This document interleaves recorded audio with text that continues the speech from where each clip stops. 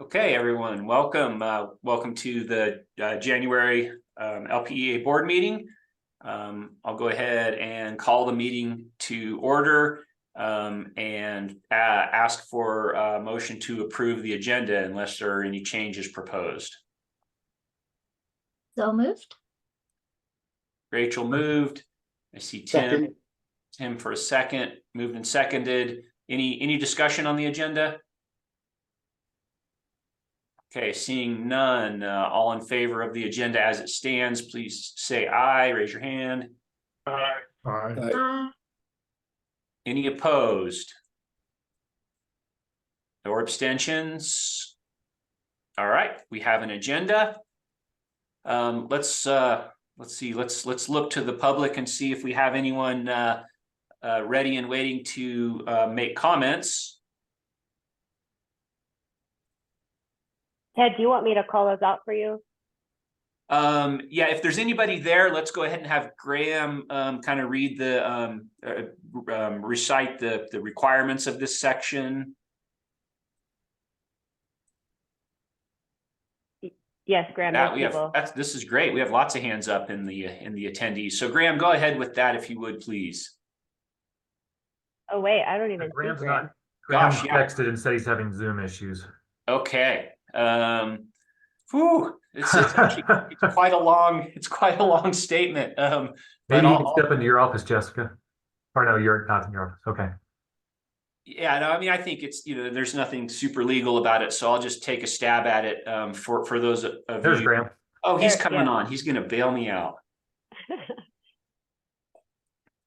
How's it working, Graham?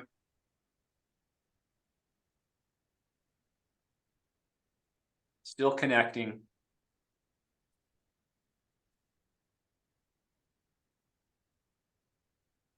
Well, while we're waiting for Graham, thank you to those of you who are in attendance today. It's one of our larger lists, and so it's much appreciated.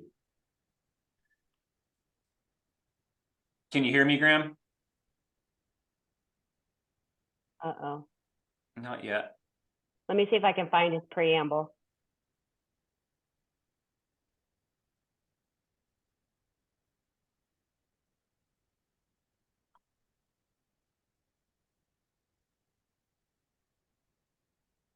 It's something that I will also install in my back pocket, so it's available.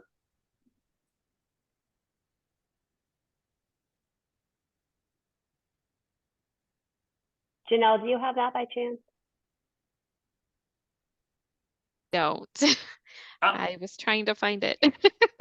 No, I'm just going to take a stab at it, you guys. Yeah. I mean, there's nothing super, precise about it, and so for everyone who's prepared. Oh, I got it. No, he looks frustrated. Do you want me to read it, Ted? I have it. Yeah, if you've got it, go ahead, Jessica. Got it. All right, everybody. The board encourages comments about the cooperative from its members. The board asks that each participant's comments pertain to cooperative business. Those wanting to address the board during the public comment period are granted 5 minutes to address their topics. Lengthy comments to the board should be submitted in writing. Formal complaints must be filed in writing and submitted in compliance with applicable board policy. Comments from the public will be directed to the entire board, not to any individual. No personal attacks shall be allowed. Failure to follow these requirements may cause a public comment period to be terminated, and copies of our cooperative policies and procedures on public comment and filing complaints are available on the cooperative website. Thank you very much. And then Jessica, do you see the proper order on there? Why don't you go ahead and call the first person? Okay, I'm going to have Gwen Unger. Gwen, you're allowed to talk now. Okay, can you hear me now? Yes. Yes. Okay, I know quite a few of you. For those of you who don't know me, I was on the LPEA board from 2017 to 2020, and I was also involved in developing the 3-pronged strategy that the co-op's been following for some years now. I think it may be about time to change that strategy, and I would like to suggest to the board that you consider dropping the first 2 prongs of that, the one where we try to work something through the existing contract and where we do a partial buyout. It doesn't seem like Tri-State is much interested in dealing with the co-ops. Obviously, the FERC ruling and the suit that LPA has filed makes that tough. So it seems to me that we would all be a lot better off if we could manage our co-op without having Tri-State telling us what we can and cannot do. So again, I'd just like to suggest to the board that this may be a good time to change the strategy and just focus on getting out of the Tri-State contract 100% as soon as we can. So that's all I have. Thank you very much. Thanks a lot, Gwen. Appreciate the thought and the comments, and we'll move on. Okay, Karen, I will move you over. Okay, Karen, you're available. Okay, you can hear me now? Yes. Great. My name is Karen Pontius. I'm at 288 Animas View Drive in Durango. And I want to thank you guys for all the work. I haven't done a public comment for a long time, but I've been watching all the excellent stuff you've been doing. I support the lawsuit against Tri-State because I want to follow on with what Gwen said. I think it's a time we really pursue that, given the length of time it's going to take to do this. I think it's a 2-year process, and a lot of us have been waiting a long time. I'm in the Animas View Mobile Home Park Co-op, and I know for sure that when people get together and want to manage themselves, it's often a very good thing. So I think what Gwen said about we can manage our co-op ourselves, hopefully better than with Tri-State. So I also think about the rate increases. They'll just increase if we just keep going on with Tri-State, and times are changing. So I'm in favor of LPA starting to host public forums to gather people's suggestions, although I'm in favor of going the way of Kit Carson, which is, build solar gardens and go on the market to get our energy. But I think you guys all know however we're going to do it. I trust your guys' judgment. So I want to thank you very much. And that's it for me. Great, Karen. Thank you so much for your participation and your comments today. And we're glad to have you back making public comment. Next, Jessica. Okay, Emily, I'm moving you over now. Great. Okay. Can you hear me? Yes. Awesome. Hi, my name is Emily Frogen. I'm an LPEA member, and I'm also speaking on behalf of San Juan Citizens Alliance. We're a local nonprofit representing over 1,000 members and 5,000 supporters regionally here. So first off, I really do want to thank you all for the work the board and the staff have put into already securing some affordable renewable energy, including all the progress made on the Sunnyside Solar Project. We're really excited about that. And I also want to express my strong support for LPA's lawsuit against Tri-State and all the efforts that you are putting in to the contract with Tri-State. And the main reason I'm here today to comment is to urge you all to, like Gwen said, kind of drop those first 2 prongs and exit our contract with Tri-State. With the recent FERC buyout calculation ruling and LPA's lawsuit against Tri-State, now is really the best time for LPA to leave Tri-State. The cost of the exit fee is a fixed number, and I don't think it's necessary to wait till April when you should receive that number to exit. And since LPA's contract with Tri-State requires that 2-year exit timeline, every day LPA waits to file their exit notice, it's going to lock us into more days paying Tri-State's rate. So the time is really important on this. And like was mentioned earlier, I understand that our rate increase this year is a pass-through rate increase from Tri-State. And if LPA continues purchasing its power from Tri-State, these member rate increases will only continue to go up from Tri-State's end. And this jeopardizes LPA's commitment to affordability. LPA leaving its contract with Tri-State is the best way for you all to secure affordable, clean energy. And along with encouraging LPA to exit its contract with Tri-State, I also want to suggest that you all should start hosting some public forums to gather member suggestions on the future of our power supply. Thank you again for all your work on this. I appreciate it. Thank you too, Emily. Thanks for participating today. Who else, Jessica? Okay, we have Werner, so I'll move him over. Okay. Bernie, you're available to talk now.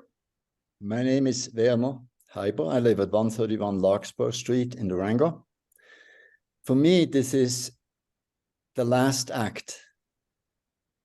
Exiting Tri-State is the last act of a 15-year or more than 15-year play of community activism benefiting our co-op members.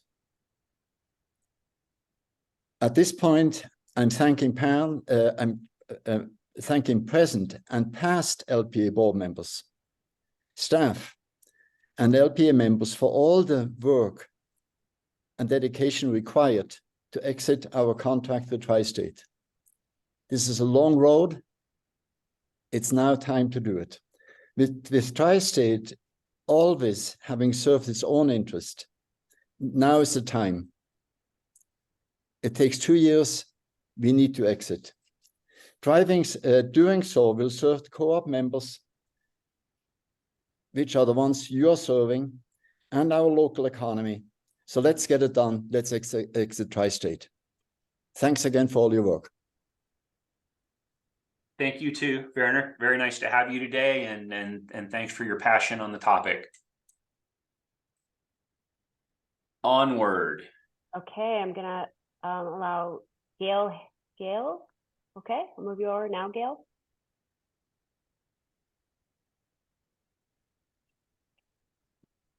Hi, I'm Gail Harris, and I'm at 2024 Glen Isle Avenue in Durango. And first, I would like to say thank you very much for supporting the Big Wires Act, which was introduced by Senator John Hickenlooper.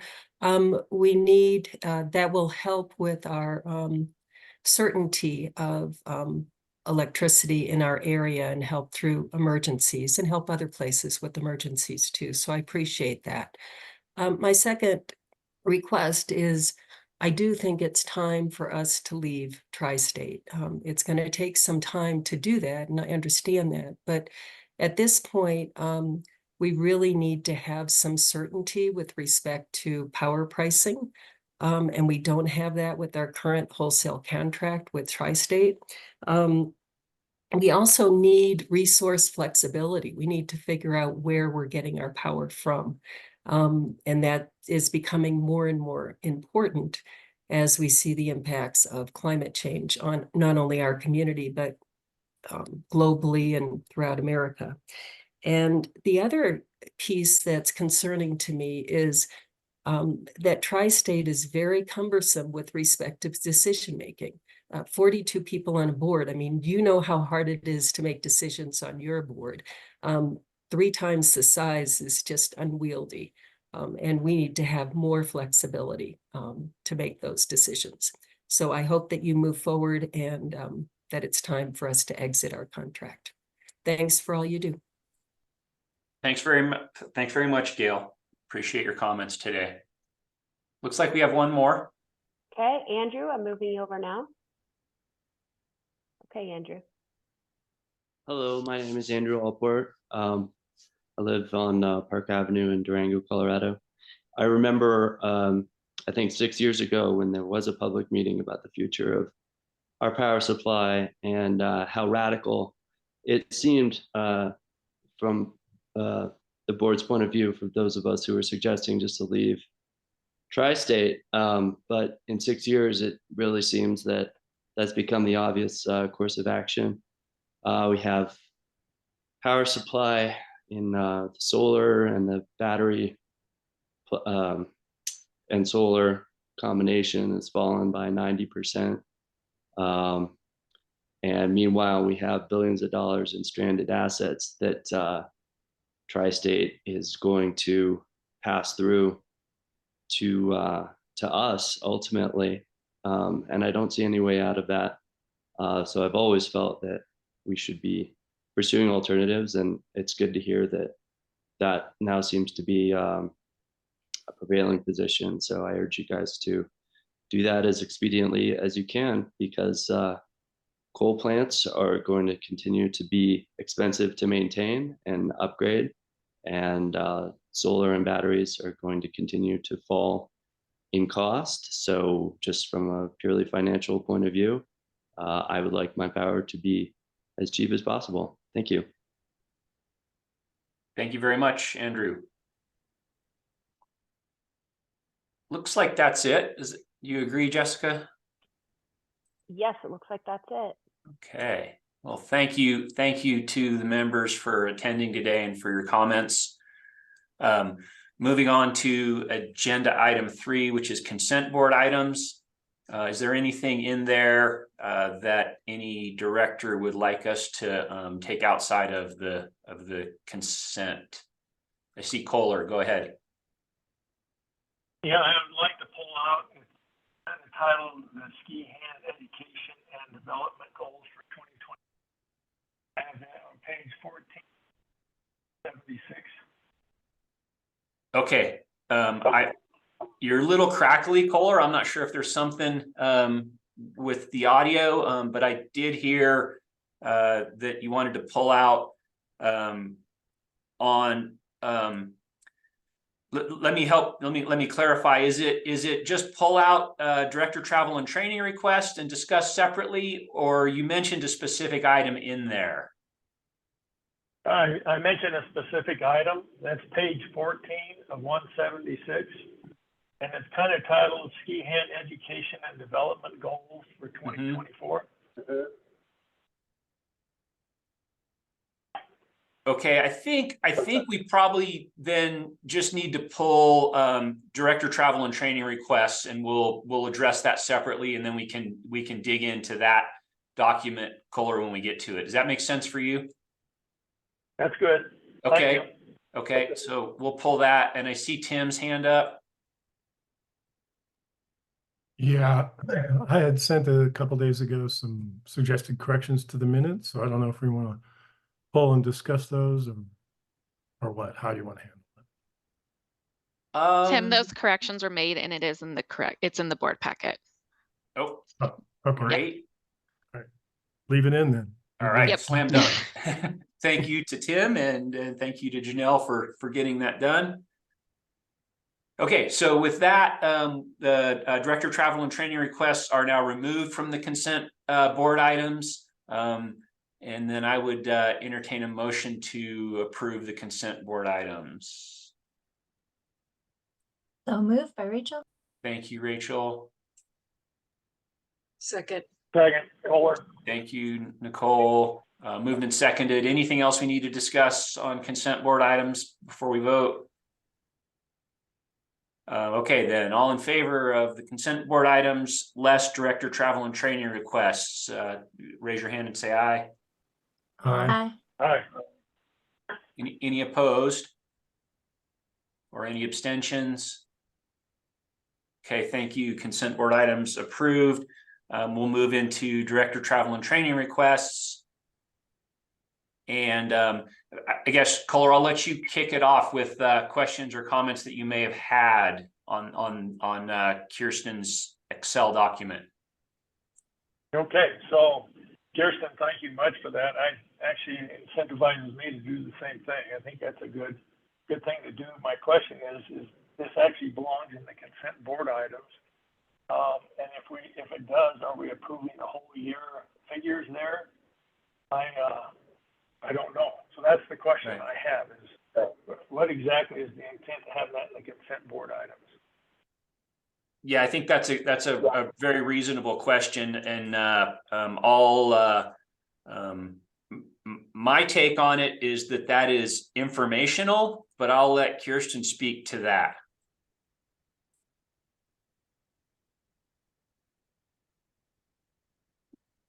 And we can't hear you yet. You're muted. What I was saying is I'm trying to unmute. I got you. We hear you. Okay, so I'm trying. Okay, it was informational. I wanted it in the packet because I wanted you guys to see it, and I do encourage you to think through your whole year. We do budget for a year, so think through that. I only put in, I think, the next couple of anything before the next board meeting is all that I put in up in the Excel spreadsheet, but I will be using that as my Excel spreadsheet as my guidelines every month as I put that up there. And thanks for asking, Kohler. Yeah. So we're not and- approving, I'm not asking for approval for that whole thing, although maybe we should all put it in and get approved for the year so we know what we're dealing with. So we know if there's any leftover money for folks. Ted, what do you think about that?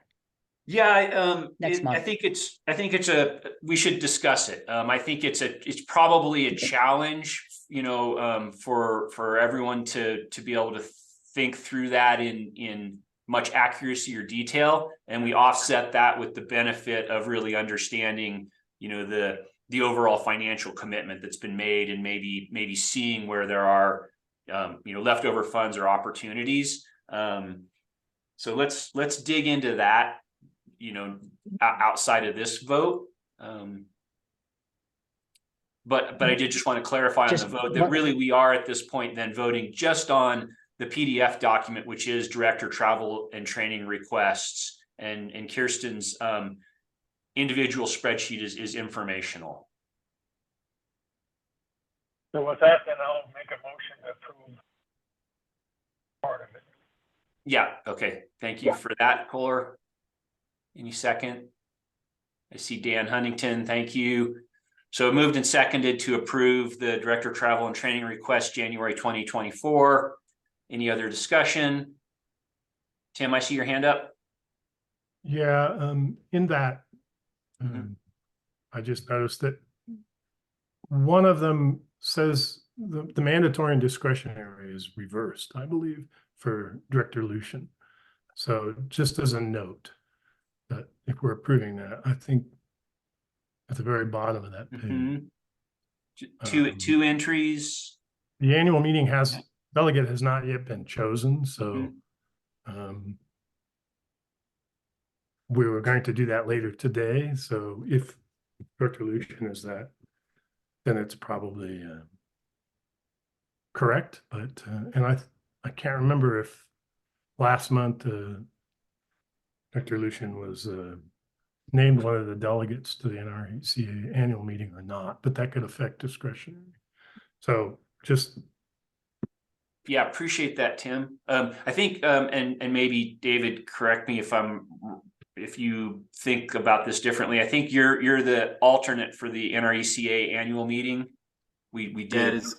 That is correct, and you had requested that I attend. So in my mind, Nicole was mandatory. I was discretionary. Okay, and then I think just for everyone's just to clarify Tim's point, David wouldn't be mandatory on this item until or unless we approve him as, or appoint him as the Western United annual meeting representative.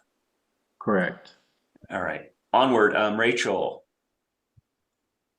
I think I had a similar just kind of confusion. Are we gonna see, I was hoping to get appointed and go to the CREA Western United meeting as our delegate. If so, I'd attend the trainings, but if not, I'm not going to go up there for those trainings. So I didn't know if it needs to be in this request or if that can just be handled as a matter of course later. Because it basically wouldn't be any additional expense. Yeah, and I guess it sort of sounds like maybe I have allowed this appointment of the Western United representative to go a little bit too late, so that we have this confusion. I think we can easily handle this after the fact, meaning after we have the representative appointed. Then we can look at and approve those expenses separately. So let's go ahead and move forward with the understanding that the mandatory versus discretionary indication here is not finalized. And I guess then, Rachel, that you might have some submissions in addition to this if you're selected as that representative. Kirsten, go ahead.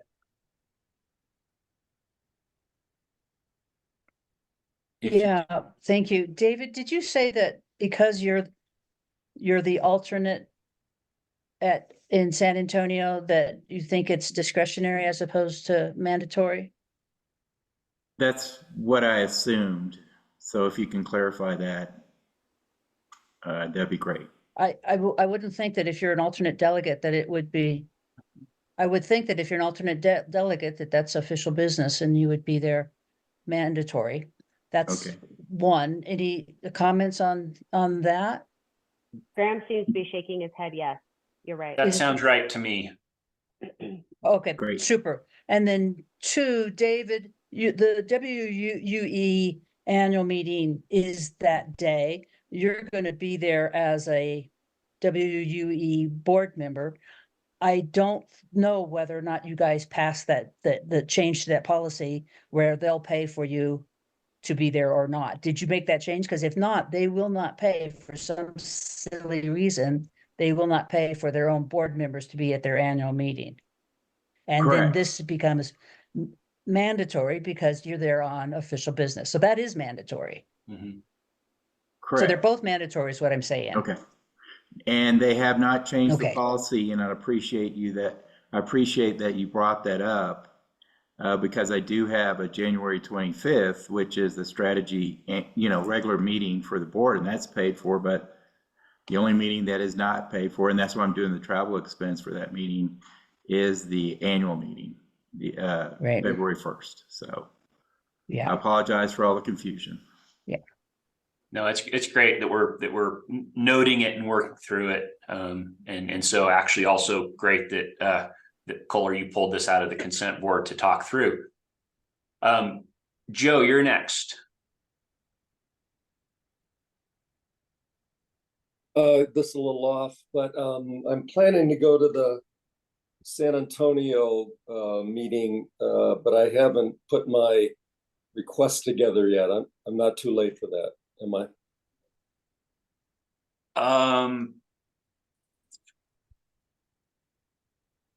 I don't actually know the schedule, so I can't answer that San question. Antonio meeting is March 3rd through 6th. Nope, you're So fine. February. Yeah, he can apply in February. Okay, so as long as it's submitted by the next meeting, I'm good, right? Yep. Okay, and then my participation is non-mandatory on this, correct? That would be correct. Okay. Okay, thank you. All right. Holly. Great, thank you. Policy 109 says that any director that is appointed to serve on an entity like Western United also has to attend their annual meetings and special committee meetings anyway.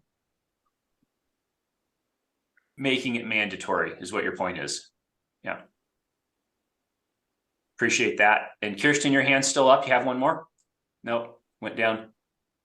No, I keep lowering it and it keeps coming back up. So yeah, I'll move my mouse. All right, I'll Thank keep you. calling on you. Okay, I don't see any other hands. So I'll call that the end of discussion. It has been moved and seconded to approve. Obviously, there are some a little bit of wiggle in the mandatory versus discretionary. But as long as we're okay with that discussion, we can go ahead and take the vote. And so all in favor of approving the Director Travel and Training request January 2024, raise your hand and say aye. Aye. Aye. Aye. Okay, any opposed? I don't see any. And any abstentions? I see Tim Wheeler abstaining. Okay. Thank you for getting through that. Onward. Okay, I guess that gets us to CEO and staff reports. And I'll let you take it away there, Jessica. Okay, great, thank you. So we have three things to talk about during staff reports. The first one is the dashboard. And then we will do a short presentation on the member survey, which has also been on the Google Docs and our public website for a couple months now. And then I will talk about our 2024 operational plan. So I'll start with dashboard. If Elizabeth can share her screen. She's muted. Yeah, I think I can read her lips. She said she's working on it. Oh, okay. All right. So this is, we're reporting on December 2023. All right, Elizabeth, go ahead.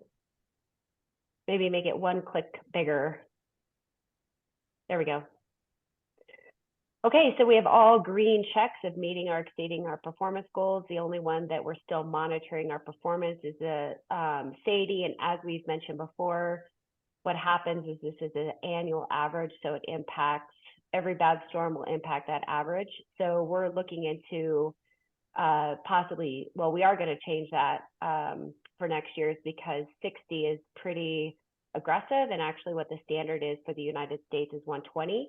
So we're going to go to 100, and then that gives us a little bit more room because it is an average over time. But as I've mentioned before, later in the dashboard, we report on each month. And for the month of December, we actually met our goal. So that's good news. Okay, be safe and excellent all we do. Even with all the storms, no lost time events in December, so that's good. Just kind of running through this. Our safety team has done just a fantastic job. Those are the safety gloves that our crews use. And so we got an idea, Jerry did, about having each of the crew's kids, families decorate the gloves so that every time that the linemen put on the glove, they remember who they're being safe for. So that is just one of our awesome safety ideas that, again, Jerry and his team came up with. Joe, did you have a question about this?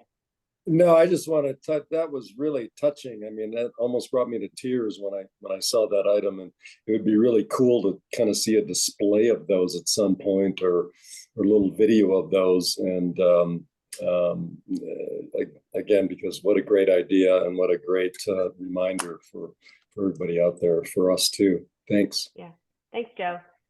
Yeah, Amanda and her team have additional plans on that. Actually, they did send out, Joe sent out some press around it too. So to your point. Okay, paperless campaign was successful. So that's good news. At least we got to our 50% mark. We're going to keep working on that. As I think everybody knows, with the mailing prices going up, it's just more and more expensive to send out paper bills to everybody. It impacts all of our members. It's a good amount of money. So we are working on asking folks to go paperless for that fact. Any other questions on this? Okay. Joe, did you have another one? No? Okay. Kohler. Yeah, just a comment. Also, Hey, Kohler, we can't hear you at all. I'm sorry. Like every other word. okay. Then I'll save my question for later. Thank you. Okay. Tim? You know, paperless statements and everything, I think are great from a cost saving standpoint. And on the other hand, I do think that sometimes they're not so great. You have to initiate action on the part of the customer to go into a place, find your bill, download it. I mean, it's not the same as receiving it in the mail where you can file it away. And that's not just a lot of electric, of course, that's your bank and everybody else. And it moves the onus of that information traveling to the customer from the business that's providing that information to the person seeking it. And I just wonder if there's a better practice along these lines, whereby, you know, you get an email with your statement in it or something like that, where it moves that onus of action to the person, or to the business, rather than the customer who's paying. I just asked that be looked at. Not really expecting an answer at the moment. And I think that would be really, I think it would increase the uptake perhaps, and thus allow us to save even more of our member dollars. Thanks. Yeah, Tim, we'll look into that. Thank you. One thing that Elizabeth just reminded me, because I've always had paperless. I do get an email every month with a link to my bill. Tim, so are you saying something beyond that? I get a email, but I have to go in, log in, select the bill, download it. Maybe I'm doing it wrong. Maybe you already have addressed that, but that's okay. I'll look into that. That's a good point. Thank you. All right, Kohler. Can you hear me better now? Yes. Okay, so my only comment was, as far as the mailed bills, I don't know what our grace period is from roughly the time they get their bill to where it's due. But I can tell you right now, the U.S. Post Office, a lot of my mail now is well over 2 weeks past when we normally get it. And that's a real problem with bills. So that might be something you might mention to the people that still are on paper bills, because that's not just our problem up here. I've heard it throughout town, and I think the post office is really struggling to find employees. So just a thought for you. Thank you. Yep, that's actually a great point. Thank you for that. I'm going to write a note to that as well. Okay. All right, Elizabeth, next page, please. Okay, so still working on our maintenance operation on the top one. So we're continue to meet our wildfire mitigation plan, which is also our operation and maintenance work. And really good year on completing capital work. The crews did a fantastic job. Probably, Jerry, I think this is one of the better years of actually getting work done, and it is definitely a factor of the weather. But it's also a factor that our crews are just working really fast and safe and accurate. So, and honestly, this is just another testament to how close our crews are. They trust each other, and they just are really doing positive work. So that's good for Jerry and Garrett. They've done a fantastic job. And then, as I mentioned, safety targets were met for the month of December. Okay, any questions? Tim.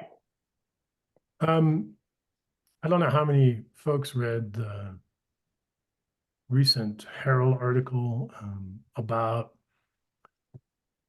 homes that can't get fire or home insurance. And maybe this is a long shot, maybe that it's not something for LPEA to consider, but we're doing a tremendous amount of wildfire mitigation. We're spending money and so forth.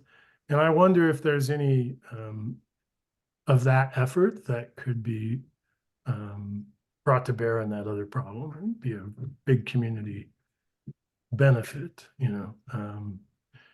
helping to identify with maps or anything of the types of efforts that we're doing and the potential benefit to fire breaks and so forth that might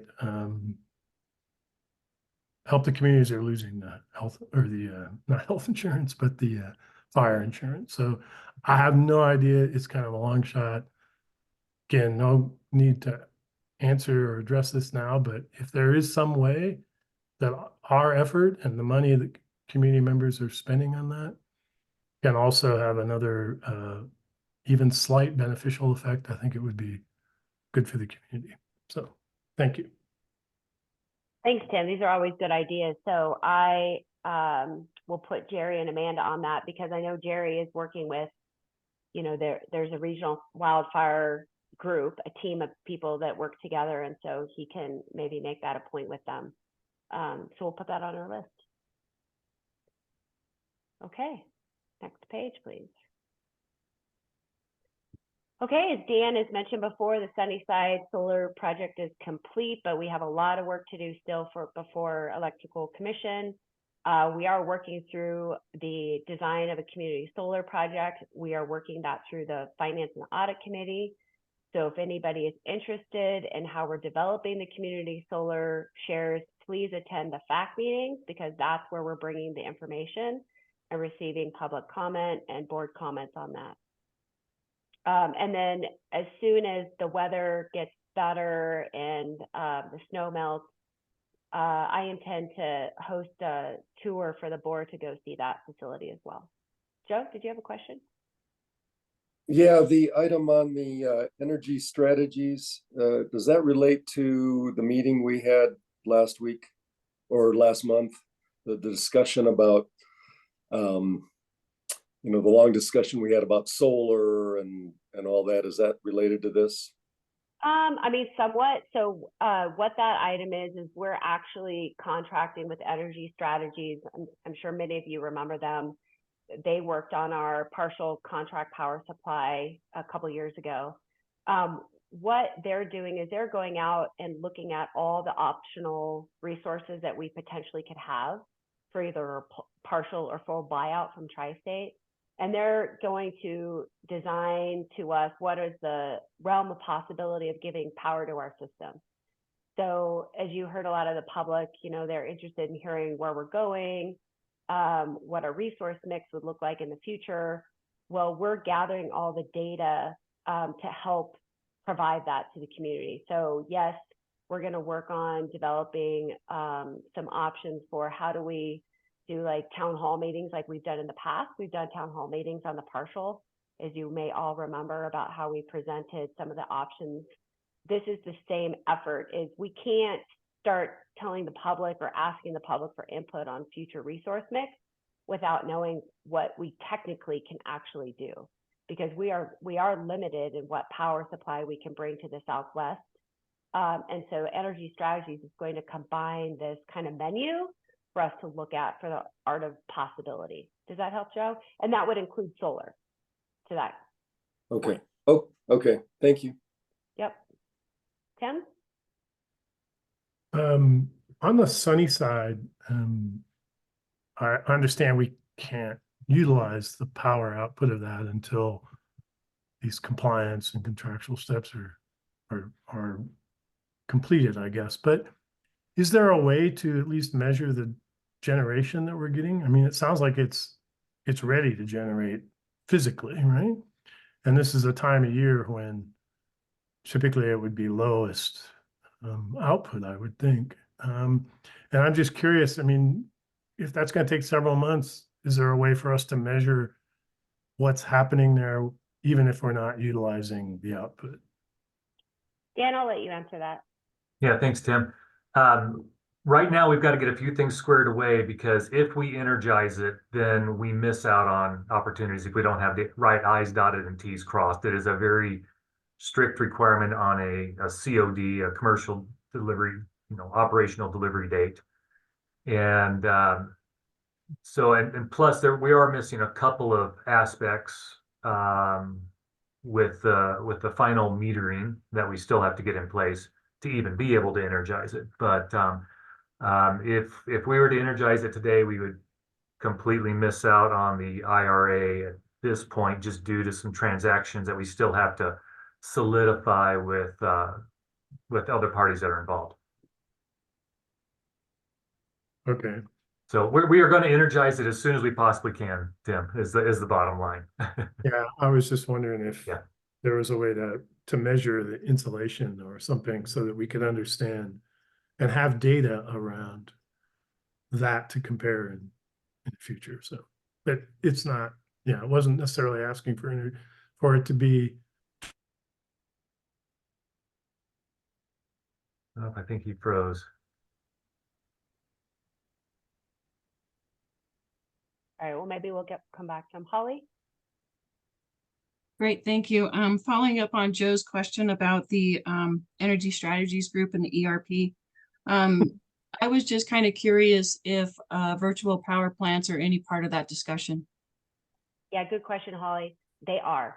I mean, we're currently working with a group called Virtual Peaker, right, Dan? And part of our big picture idea is not only virtual power plants, but tying in the electric bus, building that out. It's kind of everything is included. We want to look at every opportunity, because the first and foremost thing we want to do is figure out how best to use the current energy we have now, right? And manage the loads there. And then if we need more and we can't do things like virtual peaker plant, you're right. That's what we want to look at. Thank you. Tim, you're back. Did you have anything else?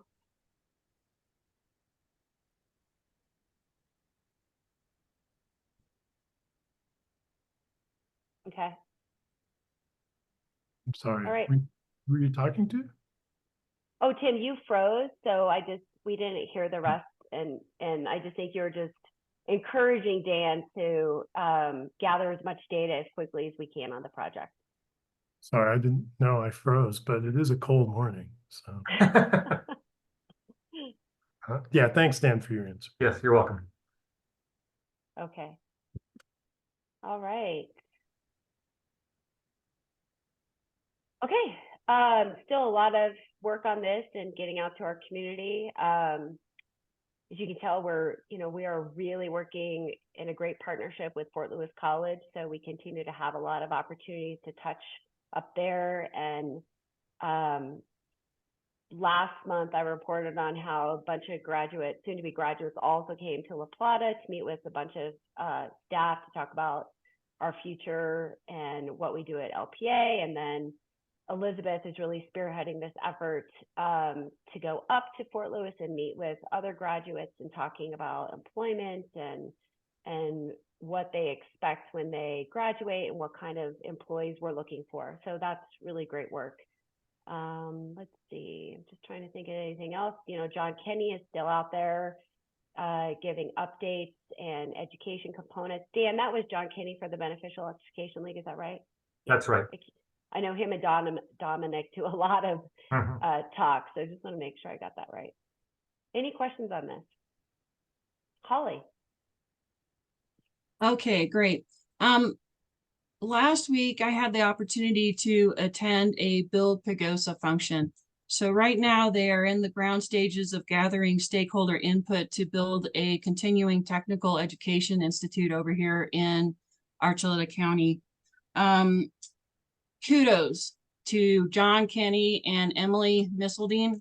It was a crappy weather day, but they still attended virtually, and they have such incredible expertise that they do this organization awesome.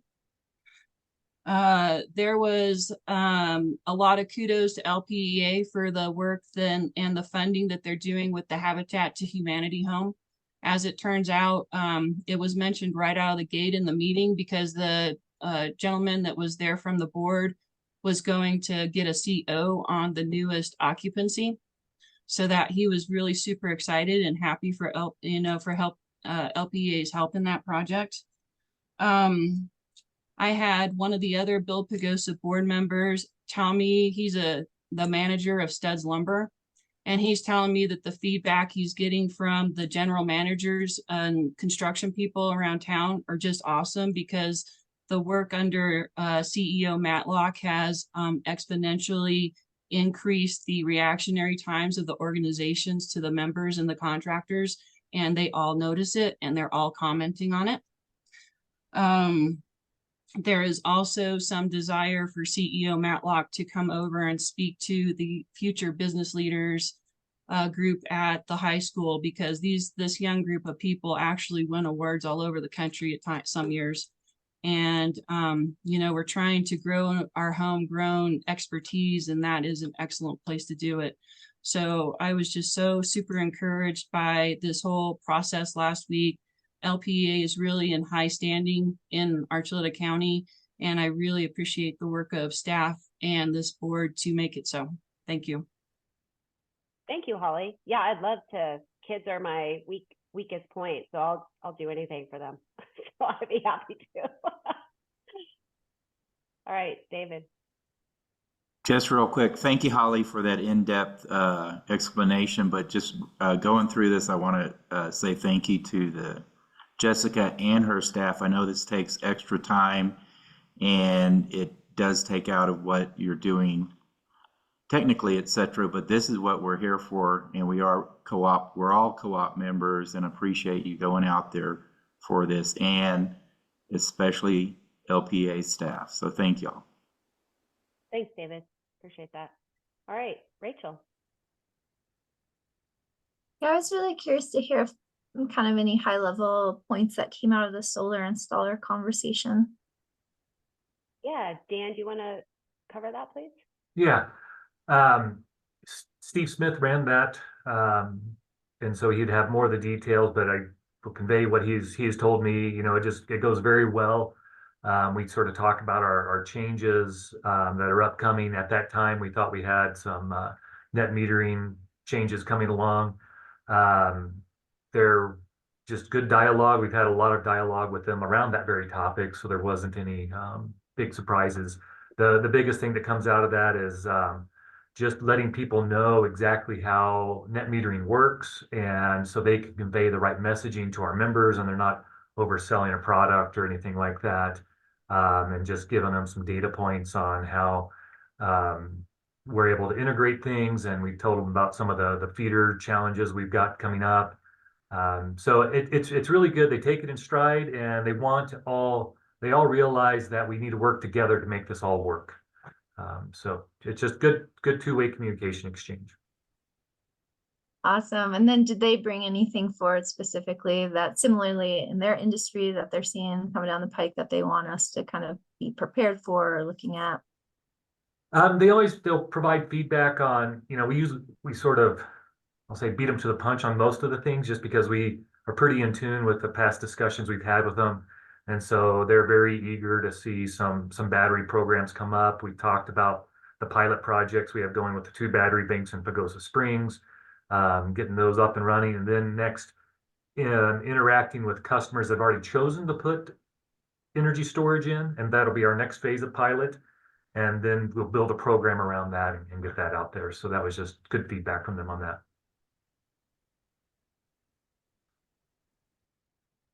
Okay, thanks, Dan.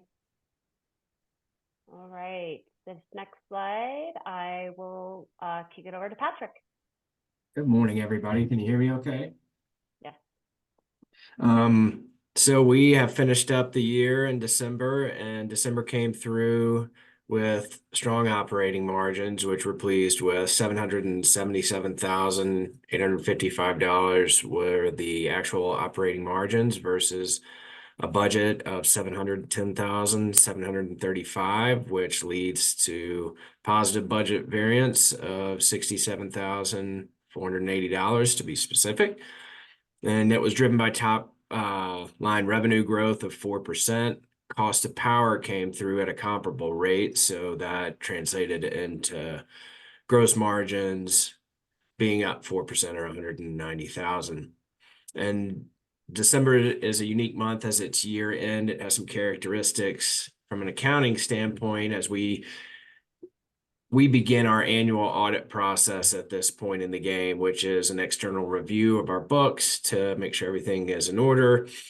And year-end figures will be pending that audit, but on a preliminary basis, it was a strong year. Operating margins came in at 6.7 million, which was 4.138 million better than what was budgeted. That in the December board meeting, there was approval to move any excess margins over 2% into rate stabilization. That entry has happened. It happens at year end, which is one of those unusual characteristics I just mentioned for December. And we've wrapped up a strong year. With that being said, I'll open it up for questions if anybody has any questions on the December financials.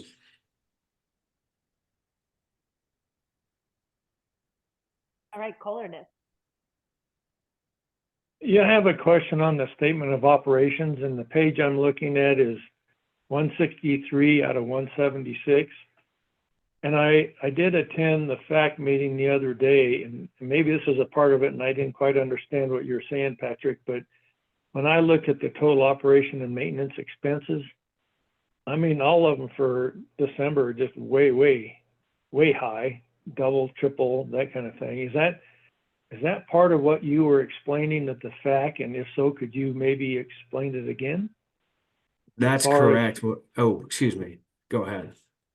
No, you go ahead. That's fine. Kohler, I believe you are exactly right. So this is part of the entry into rate stabilization. We impact the individual expense line items when we make. You end up expensing those line items and crediting rate stabilization. That's part of that rate stabilization entry, which causes some distortion at year end that we were talking about. Does that explain or does that answer your question? It kind of does, but you know, the figures you were just going over just don't match this statement of operations. And that's, We have to that's isolate what I think is really confusing. that makes perfect sense. So for understanding December, we have to isolate the operating performance in the absence of those year-end entries. So the figures that I just detailed were what would be true operating performance for December when you ignore the actual rate stabilization entries. Okay, so that wouldn't have an effect on the year to date though, right? Those would be pretty correct on this statement of operations? Year to date, that should be close, which is on the left-hand side, and that puts us to, once the entry was made, that put us to a 2% operating margin. Okay. Thank you. Happy to clarify. Okay, Holly has a question. Is it okay to ask a question of the other items on the appendix in the dashboard? Yeah. Oh, fabulous. On slide, I'm looking for the slide number. I think it's 31 of 176. I'm just confirming that yellow line, it's the cumulative beneficial electrification cells. That's our goal line, right? The yellow line? Elizabeth, it's a few slides down, please. Scroll. Yeah, keep thank you. going, right, keep going, right there. Yeah. All right, that's our goal line. So That's basically correct. we exceeded our goal by about 45% by my calculation. Okay, cool. And on the next slide, it's so then that means that we exceeded our goal by a little over 100%. Yeah, and well, there's one caveat here. You'll see the uptick that starts there in May. So we got a more granular data source, and so our data source sort of changed in May. I think had we had that data source in place all along, that it would have been closer. And so Okay, great. This year's trending will be all based on this new data source that we're actually trending. Is that May data source related to our DERMS? No, it's a database that we use to track the rebates here in-house at LPEA Electric. That includes Okay, great. the DERMS. Hey, thank you for that. Mm-hmm. Okay, Tim?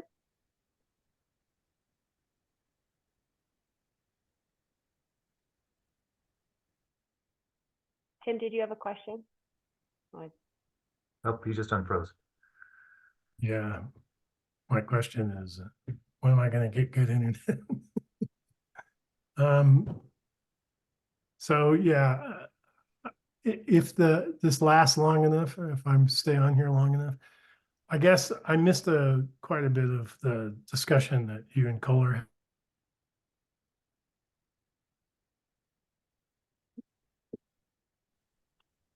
Tim, I don't know if you can hear me. I think you're frozen again. Yeah, I'll text him.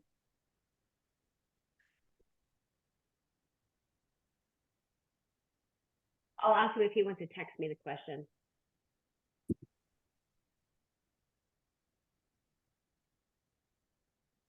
All right, why don't we go to the next slide, Elizabeth, please? Okay, and this is our last page for our grant tracker. So again, as we've mentioned, these are all of our current grants that we're working on. The new one is that we did, Drew applied for the Rural and Municipal Utility Cybersecurity Program, and that's through Department of Energy. So we are waiting to hear back on that one. Okay, any questions on this slide or any of the other slides or the appendix, please?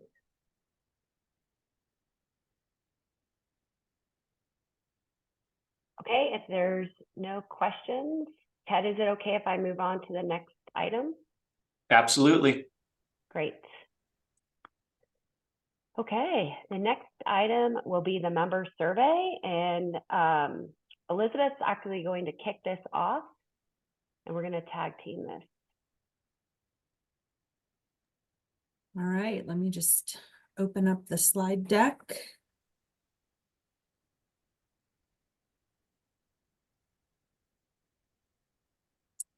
Let me make it the right size.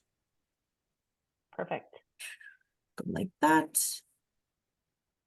How's that? Looks good. Okay. All right. Yeah, so as Jessica said, I'm going to kick this off.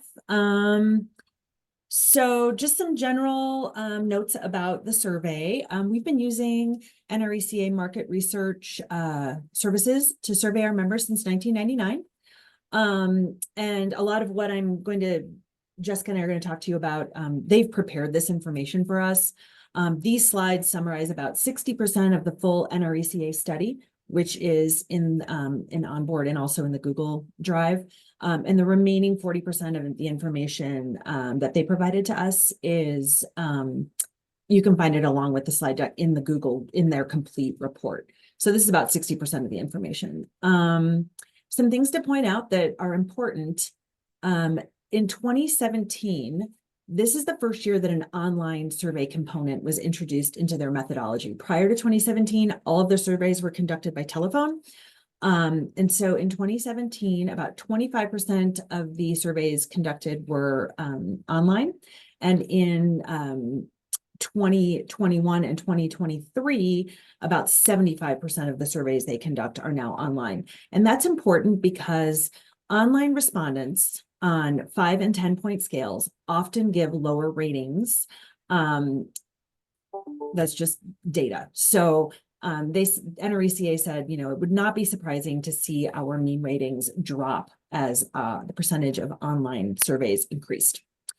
So our 2023 survey findings are based on the results of 75% online surveys and 25% telephone.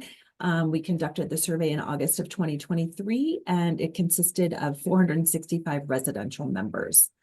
Another important note is that in some of these slides, you'll see that comparisons are made to a category which is entitled Co-op Norms. Co-op Norms is a collection of results of about 90 other cooperatives that use this same survey methodology. It is not a national benchmark because it represents about 10% of the cooperatives, of the NRECA cooperatives nationally. So just remember that co-op norms is a really small subset that we compare ourselves to. Also, when evaluating mean ratings in this report, all of these mean ratings are on a 5-point scale. NRECA tells us that a 4.5 or above is considered excellent. If you receive a rating between 4 and 4.49, that's considered good. Below a 4, cause for concern, and below a 3.75 indicates a need for improvement, an area really to pay attention to. Just a refresher, a mean score is also an average. So all of the results are added up and divided by the number of respondents. So the mean score is often used as a measure of central tendency, representing the typical or most representative value in a data set. All right, so that's kind of the housekeeping section, and I will move on to some slides with data. So slide number 2, ACSI stands for the American Consumer Satisfaction Index. And ACSI assesses how satisfied members are with LPEA. It's basically your customer satisfaction score. In the report, it is pointed out that our ACSI score is trending upward while the industry trend is downward. This slide, however, compares LPEA to the co-op norms, which again is just not totally indicative of our industry. So we have a mean rating of 8.79. The overall satisfaction in the left column among our residential members is very good. And additionally, 67% of our surveyed members gave us a 9 or a 10. The column on the right shows that overall, column on the right shows that overall 90% of our members, of our respondents, provided a score of 6 or above. So again, we live up to their expectations. So both really good measures from ACSI. A little bit more ACSI, the mean rating for overall satisfaction. Hold on a second here. Do I have this? Oh, hold on. I've got my slide notes mixed up here. 3.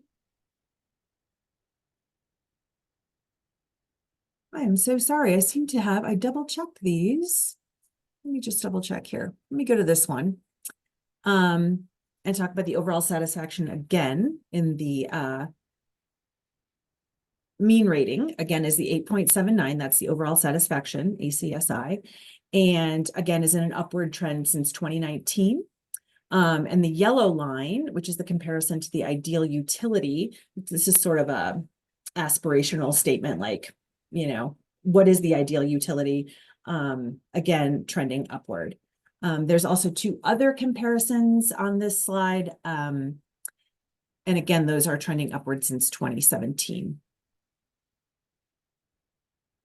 Yeah, and again, a reminder that in 2017, 25% of the respondents that were surveyed were online. In 2019, that increased to 75%. Okay. I'm going to go back to this slide because I had these kind of backwards. So our Touchstone Energy membership provides our co-op access to the ACSI, and it is, again, the only national cross-industry measure of customer satisfaction in the US. So it's kind of nice that our Touchstone Energy membership provides that. And again, you can see what this slide says is that basically 85% of our members, if I added these all up correctly, rate us very high in, wow, I just have my notes all out of whack, which is bizarre. I'm so sorry. 85% of our members like what we're doing and give us a high measure compared to other utilities. And if they had the opportunity to choose, they would choose us. Okay. So we'll go on to the trending ACSI score. Again, we are at an 83, trending upward. And the retention percentage would be that 82% of our respondents would stay with LPEA if that was a choice. They were going to leave or stay with us. So again, another good measure.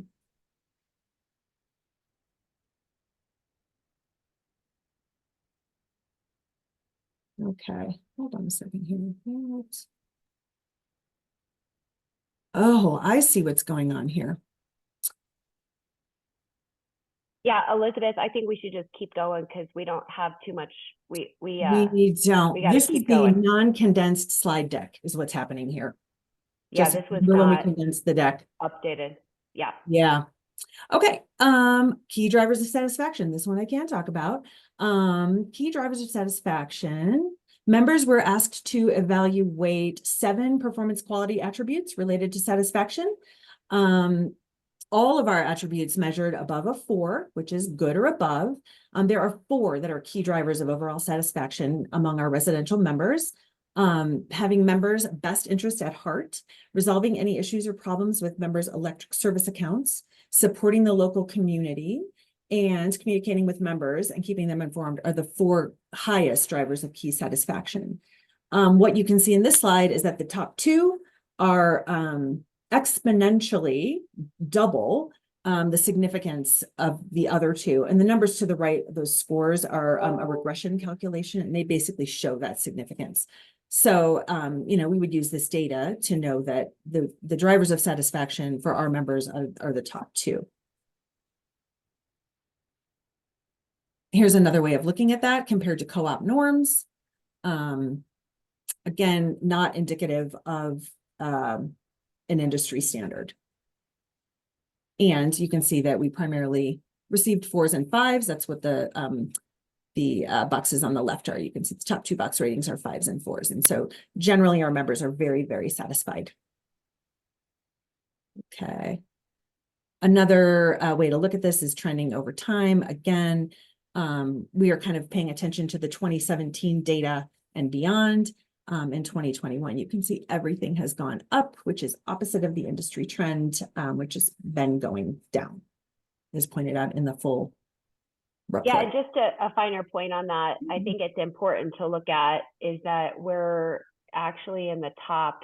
I mean, if you look at 4.54, there's 4.55 back in 2008. 2010 was 4.57, same with 2017. So we're kind of in the top 4 since 2007. So that's good news. And again, I was at the NRECA CEO conferences last week, and they talked about this at the conference, saying everybody was trending down. So we're pretty happy that we're going back up. Yeah. Okay, next one, Elizabeth. Okay, that's one I just talked about, the 4s and 5s. And again, the mean ratings. Same one here. This one is overall status. Oh no, this is a different slide. Sorry. Let's see, maybe Jessica, we will jump to this one, electric technologies. Yeah, so I mean, this is self-explanatory, but and again, the full report is on your Google Doc. So if you have questions, please take a look through that. And if you have further questions, please don't hesitate to reach out to me and I can help. I wish they would do this a little bit differently, because how I read this is that it should be should be next to 5432, right? Because really what you're looking at is only 28% are saying they're very unlikely, maybe a 2, add the 9% to get some of these items. But how we use this data is we look at this and we say, okay, predominantly everybody's really interested in outdoor electrical equipment. And so that's where our team really tries to educate our members about the electrical outdoor equipment, and we have rebates for that. So that's helpful. Same with heat pump hot water heaters. And then again, as we knew, because we had cycled kind of down on this, ETS heaters are the less likely that people would install, and it's our smallest percentage. So electric vehicles is still pretty low, at least for this subset that we have looked at. So just keep that in mind too. That's only, I think, 457 members, but it still gives us a little bit of a slice of information. Okay, next one. This was the next one we were going to comment on. Yeah, source of power. So again, we want to know what our membership is interested in, predominantly solar. So that's good for us to know, and that's where we can look at our community solar project. Definitely work with the solar installers that Dan's been working with to look at how we examine and support our members on solar. Hydro is another one. I know Dan Huntington may like hearing that one. Yes, hydro is definitely something that I'm familiar with coming from the Northwest, and something that I work with Dan on to look at other opportunities for that. Wind, natural gas, biomass, and nuclear. Okay, next one. The next one we were going to comment on is communication preferences. And this just basically tells us that our members indicated that their communication preference by far is email, over 2 times the amount of any other channel, including text messages and direct mail. And there were some interesting data points in this section of the report, just talking about that basically it doesn't matter what demographic you're in, by age group, or it just everyone prefers email. So that was just a point of interest. So again, well, oh, go ahead. And I think what was kind of interesting on this is social media is only 2%. So yeah, that was interesting. Kirsten, do you have a question on this? Yes, I sure do. Did you see any difference in these answers between those who were responded electronically versus those who got called? Do you know that, Elizabeth? NRECA said that no, basically, there was no statistical difference. Thank you. Nicole. Yeah, thank you. I just had a comment about a slide we skipped over, the likelihood of the cost saving program slide. That, a bunch of things kind of happened in tandem, where Joe sent that email out about the issue of getting DERMS and virtual power plants online. A big part of it is member buy-in, and then just conversations I had over Christmas break with people saying like, oh no, there's no way I would get, this charger if LPEA could control it. So I thought that was interesting and something to note, and particularly how it would pertain to how we structure our rates, because I think what would really change that is if member behaviors could really impact their bill. The way it is now, it's we pay that demand charge, but it's not like you're going to change your behavior because you don't know in real time when the peak is happening. So if we got to a structure of, a rate structure where there was this time period where energy was significantly more expensive, then I think people would be much more likely to say like, hey, yes, please help me make sure I'm not using electricity unnecessarily during this time.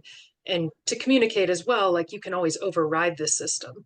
So I thought that was an interesting slide and something we should be thinking about. Yeah, Nicole, I'm glad you mentioned that because I was going to mention this.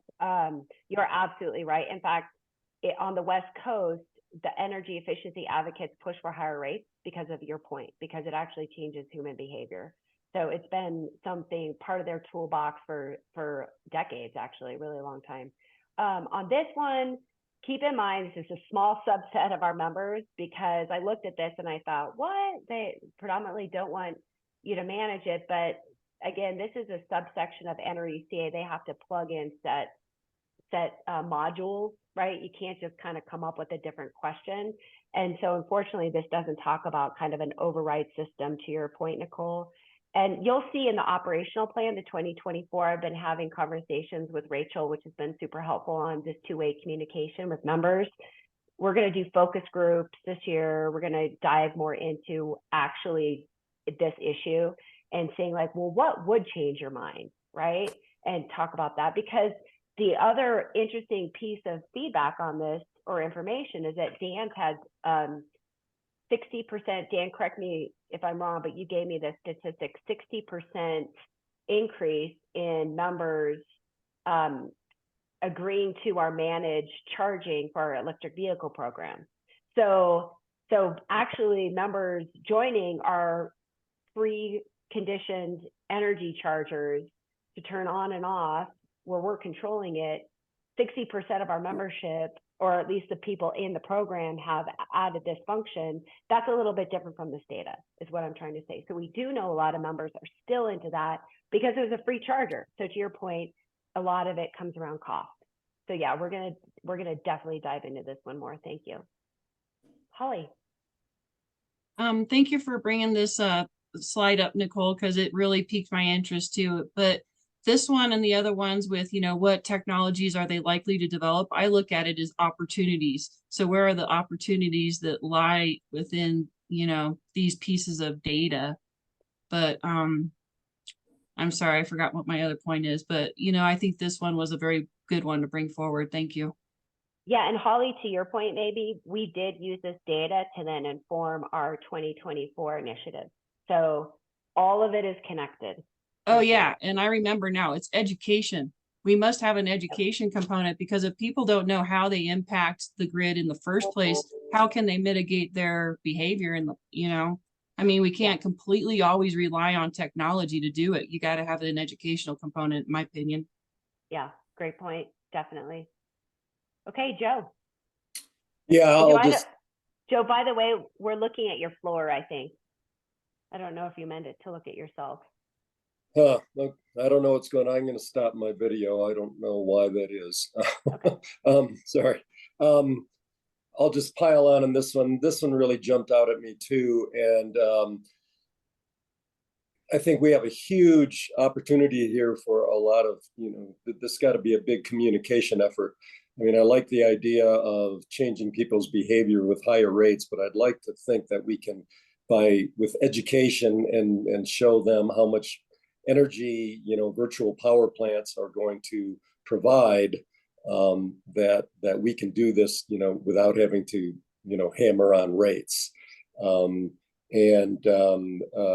of the things also on this slide is that, some of our younger members are more likely to allow LPEA to take control.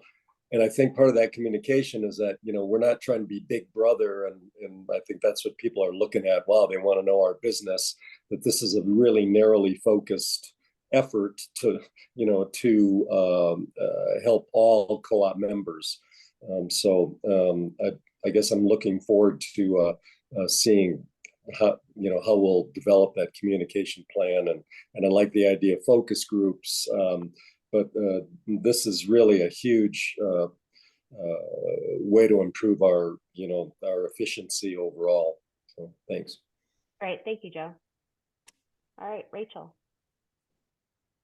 Yeah, I appreciate the comments on education. I think the thing that's coming to my mind is this notion of behavioral design and how I think if you look at sustainability initiatives across the board, this actually comes from the marketing sector. Like education in and of itself is not, it's actually not a very motivating thing.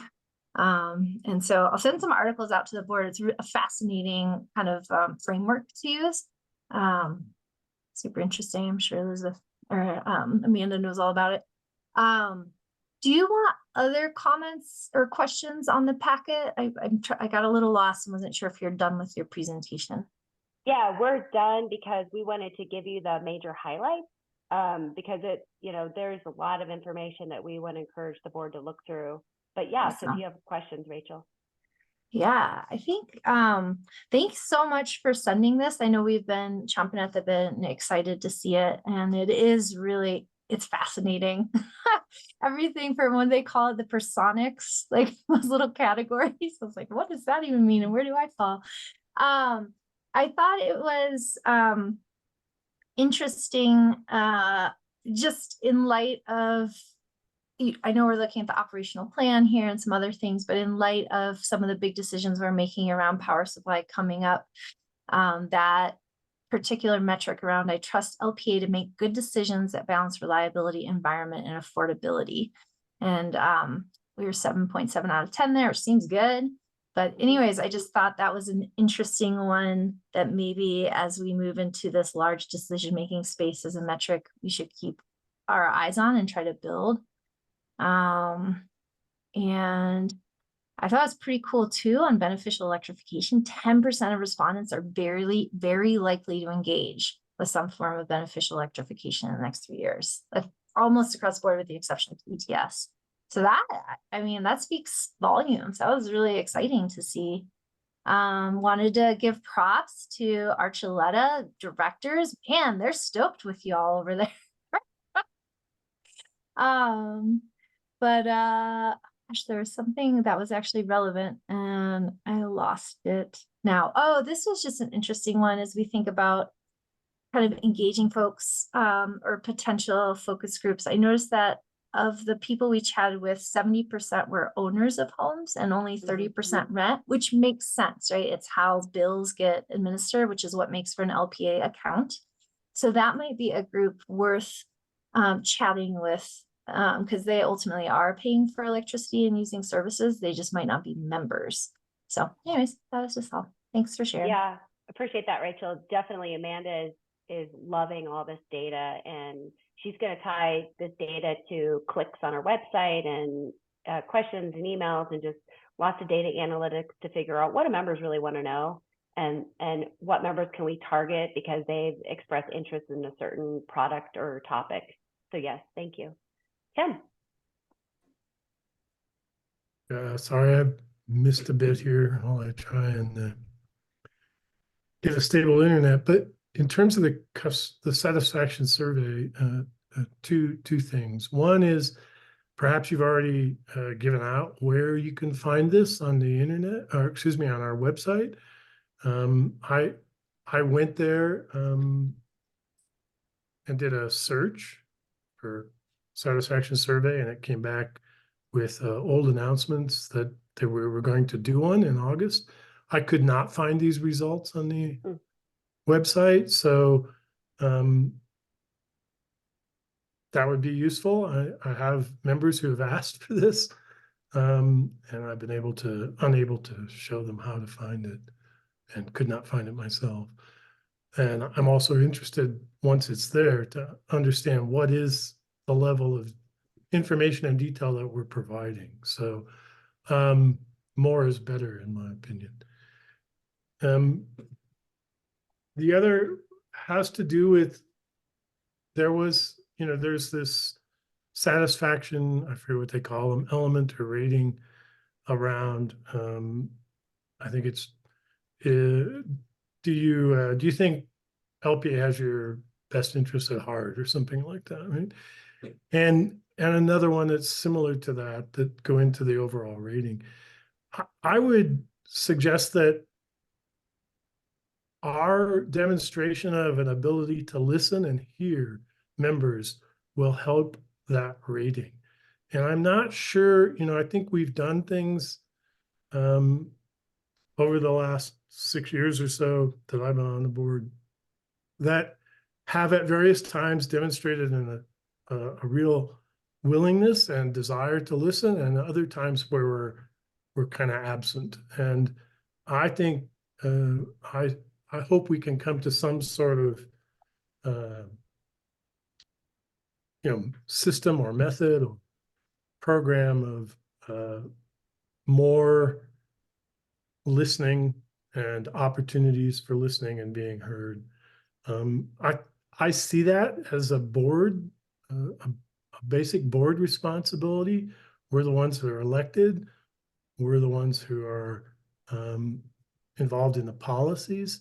And I believe that we have an obligation to try and be as open and listening and garnering as much, hearing as much as we can from our members. So I think that's a task that we might want to engage in, and whether that be town halls or various things. Joe goes and spends time at various events as a board director, at things like that. And I don't have a specific program, but I do think that those ratings reflect perhaps that erratic listening ability. So thanks. Hey, thank you, Tim. Joe? Yeah, just one more comment. I was on the household size section.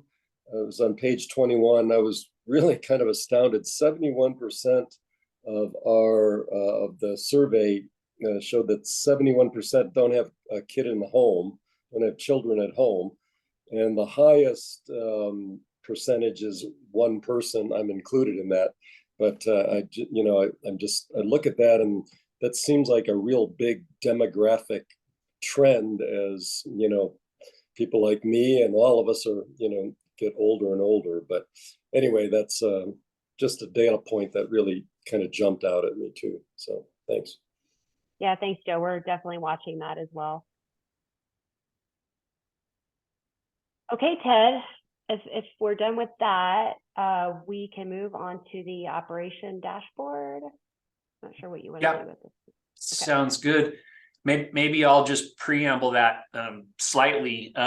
This is 2024 operations dashboard, kind of a refresh of what we've been focused on for all of 2023, right? And so we see this monthly.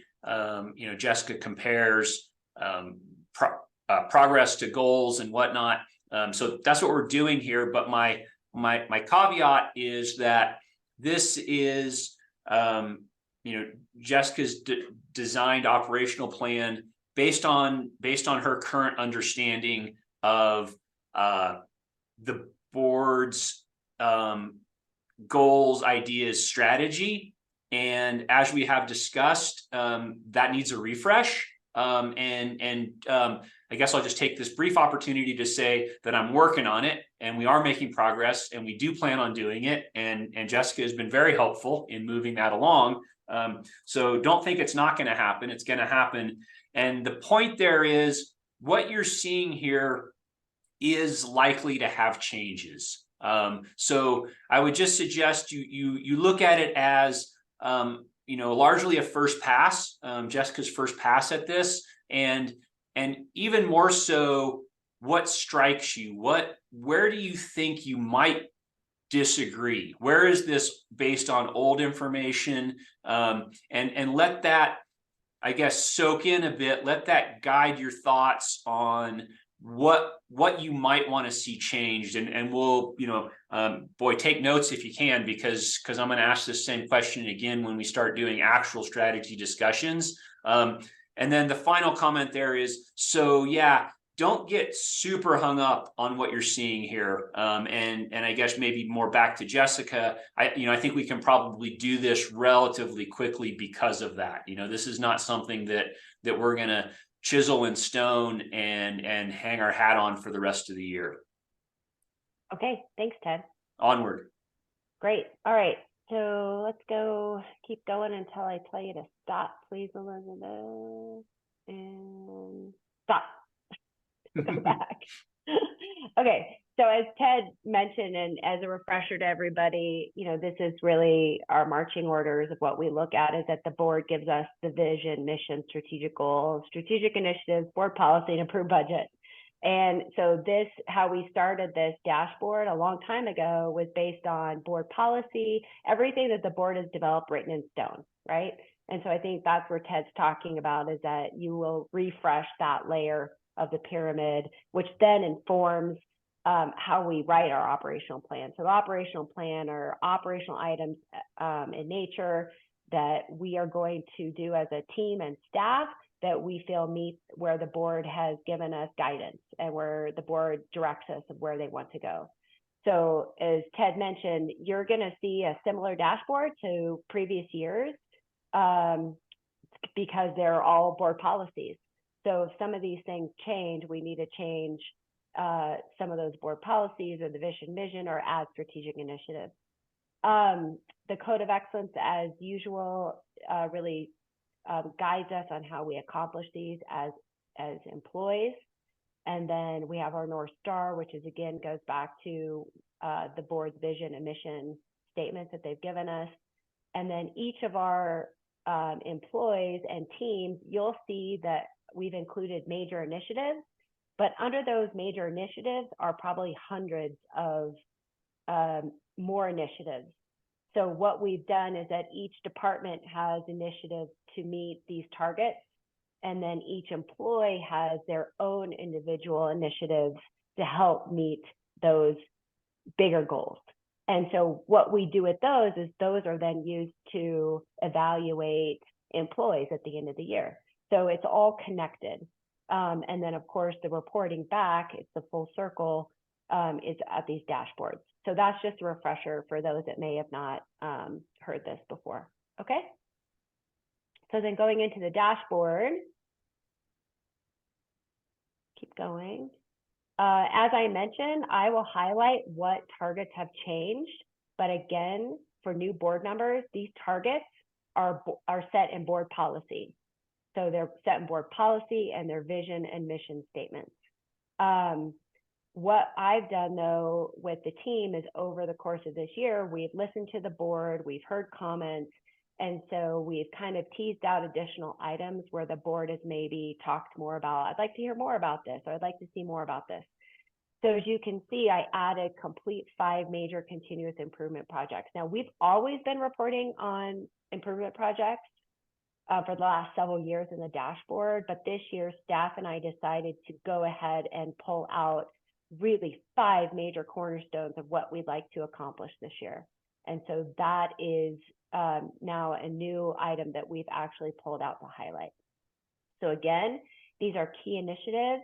They're not every single initiative we're doing. There's hundreds of other initiatives where each division has created a spreadsheet of all the initiatives for their team, timelines, on schedule, budget. So now it's all directly related back to the budget. So when we created the budget that we gave you, we actually came up with these initiatives. So everything is tied together for accountability.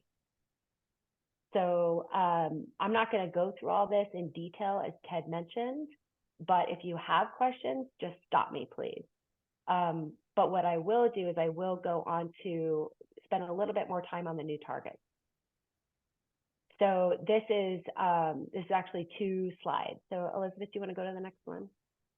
Okay, so these are the 5 major continuous improvement projects. So again, one of those that we try to complete every about 3 years, which is industry standard to do this, is cost of service study. We heard what the board said at the December board meeting. So we are going to have the cost of service consultant add in a review of the net metering program, and then we'll bring those results back to the board. Develop construction workflow enhancements. This is really just to streamline our processes, as Holly mentioned. Again, one of our major efforts is to really streamline and create more efficient process for our members to go through new builds, construction, just a better way for even the members to see where their construction project is in the process, because before they just brought in a piece of paper and really didn't know the workflow. So we have really worked hard to develop a portal where the members can go in and really look at and see, okay, where's the project, what phase it is in, a lot more transparency on the process. So did anybody have questions on be safe and excellent in all we do? Okay, I'll go to the next one. Keep the lights on. These are all three the same. Again, those three are all in board policy. And the second one, meet 2024 capital projects, that is part of the budget, obviously. So this just pulls out those three items. Again, as I mentioned on the safety targets, we are going to really kind of focus in on that a little bit. At one point this year, we shared with the board this 3D hex grid map. If you recall, it was a 3D version of the predominance of outages in certain geographical areas. We're really trying to use more data analytics to figure out where the problems lie in our system, right? So instead of just saying, oh, another outage in this area, no, we're tallying that up and figuring out, okay, is there really a system issue with this? And so that needs to be on our next capital plan. So Jerry and Drew's team are really working hard on that, just to really, by using facts, educate us and laser focus us on where in our system do we need to provide upgrades or improvements. So we're really excited about that. Any questions on this one? Holly. Could I just ask, I see that you're continuing your partnership with the La Plata County Emergency Management, and that has been really successful from what I understand. Has there been contact made with Archuleta County's emergency management?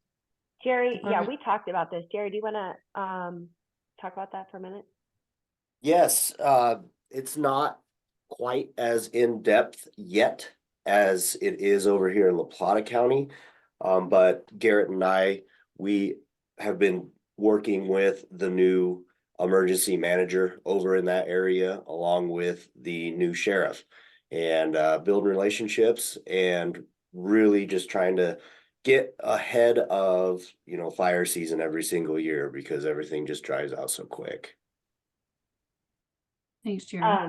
But to Holly, your point, that definitely is initiative too. So we'll make sure we clarify that point. Okay, any other questions on this one?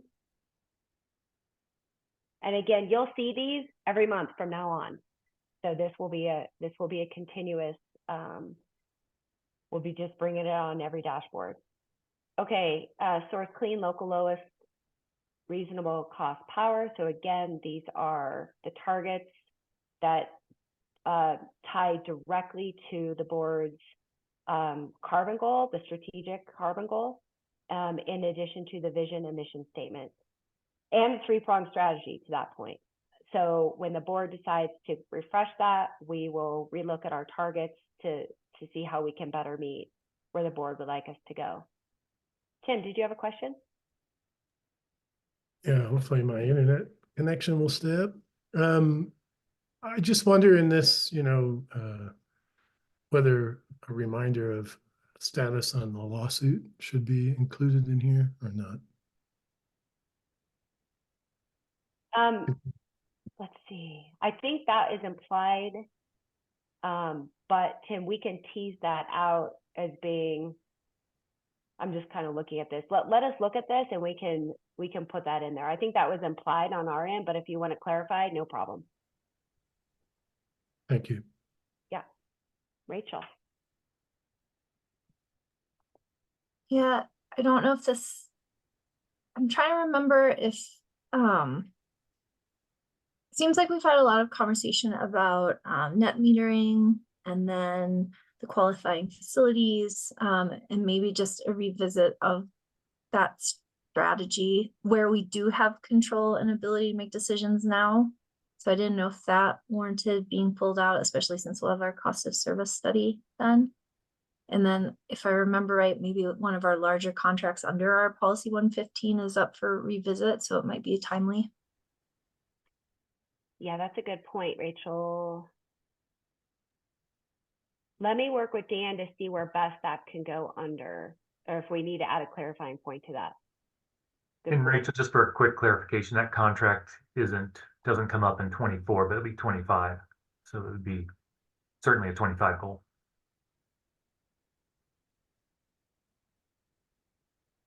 Ted. Yeah, I think you might actually have it later, Jessica. I think there is something about cost of service and net metering, maybe prepare for the future or something. Yeah, we actually had it on 2 slides before. Okay. But I'm wondering if, Rachel, on this one, you're talking about kind of just maneuvering within the current tri-state contract, because you talked about the QF rate. And I was thinking more in the context of how do we work on projects within the current tri-state contract, maybe PERPA even? Is that what you're referring to? Yeah, and just do we have a larger strategy within that or frameworks? I'm just reflecting back on some of the conversations that came up around the qualifying facility, some of the conversations over the year that have come up within our net metered kind of things. And some of that's rate related, some of that's some of the technical specs, but ultimately those need to have an overarching frame. And I think we'll have some more data, it sounds like, that could help inform that. Yeah, so maybe under continue to pursue local clean power projects, we say once we have the data from the cost of service study and the board's direction on that, we can start to implement more work on that. Okay, yeah, let me work with Dan on how to frame that. Thank you. Tim, did you have another question? Yeah, I know you and I have spoken a little bit about develop a power supply action plan. And I would just, in terms of key initiatives, I think, again, going back to that listening aspect, we also had members show up this morning and say, can we have more discussion about what that looks like? How can we include the members? I mean, there's a lot of stakeholders in whatever power supply action plan we develop and to what level. And I feel we should include those stakeholders in that. So, you and I, we can talk a bit more about that if you want offline in terms of what that might look like. But I feel this should be part of our initiatives as well. It should be embedded in there. Thank you. Yeah, definitely, Tim. I think you and I have a conversation coming up that we can talk about that. And that is in the later slides. It's really hard because some of these slides initiatives really cross over so many of them. So we're just trying to figure out, okay, which one is it? What's the main topic? And to me, that means communication, public comment, just generally covering everything. But yes, I agree with you. We'll try to, let me get to those slides and see if we can weave that in there. If not, we can add a component here on that for sure. Thank you. Yeah. Yeah, I just quickly I think this is a great opportunity to kind of reference back to my initial comments where, if board members and specifically you, Tim, in this case, you're seeing something here that doesn't reflect, either on this slide or multiple slides, what you think the overall, board directive or goal should be. Definitely, keep that in mind so that we don't lose track of that when we have that larger conversation later. So not specific to this slide or anything, but just as a reminder as we continue to go through these slides. All right, thanks, Ted. Okay, next slide. Okay, so this is going to be 2 slides. And Tim, kind of where we really thought that the communication and feedback from community members, this is going to be a bigger overall initiative for us. And that is definitely the improved two-way communication with our members. And so so again, it's hard to fit some of these, because they relate to so many different slides and topics. But we thought that in particular, be a trusted community partner is in getting two-way communication and thoughts and feedback from our membership, right? So as you heard this morning, and what we found very effective and useful are the town hall meetings when we talked about the partial. So what our intent is in the meantime of working with Energy Strategies is we need to first gather what are the realm of possibility, because we don't think it's fair to go to the membership and say, what do you want? Without saying, okay, well, this is reality though, right? And so then we definitely use kind of our theory on and priority on community outreach and education to solicit for that feedback. So yes, absolutely agree with you. It was just hard to figure out where to put it. We felt that it fit here the most effective because this is where we've put it in the past.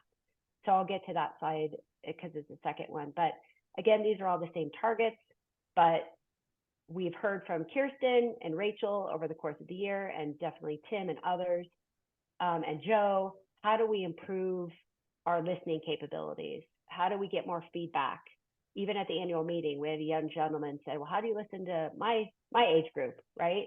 It's at the top of mind. It really is. Like, how do we get more college students involved? They're a big part of our community. How do we even get the tribal members? They're a huge part of our membership. So we've been really focused on that, and would really like to hit the ground running. And that's where Amanda's skills we're so thankful for, because she's really brought a fresh perspective and ideas of how to approach this. And the two-way communication is going to be important with focus groups and really targeting some of our members to say, okay, we know that you've bought this and this and this, and you've expressed interest in this. Tell us how we can get you to move towards managed charging of your entire system, right? So it's getting feedback. So of course, these two top items are related to overall member satisfaction and strengthen partnerships. So let's go to the next page. And again, improve two-way communication with our members. This may look a little lean, but that's because we still need to do more research. At my last utility, I did a lot of great work with focus groups, found those to be very effective. And so that's where I've talked to Amanda to say, let's go ahead and install that here. I think it would be helpful. And so we're going to just kick this off this year of doing a lot more research, asking other co-ops and utilities best practices. But this will, so don't be dissuaded by those 2 bullet points, because there's a lot more under that.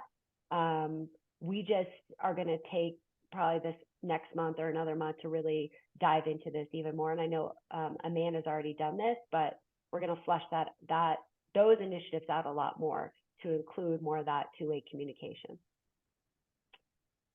All right, any comments? Okay. Next slide. Again, these are all in our policies. So if these change, we go to the FAC, and the FAC is the one who recommends the changes. That's what we've done in the past. The only change here, though, is the FAC, when they put these targets together, the operating margin target changed over time. And so in 2024, that operating margin goes to 2.5. And so if that changes, we just need the direction of the FAC to change that maybe to 2.0. I know that's been a conversation in the past, but that is currently in policy. Okay, nothing else has changed. Oh, Joe, did you have a question?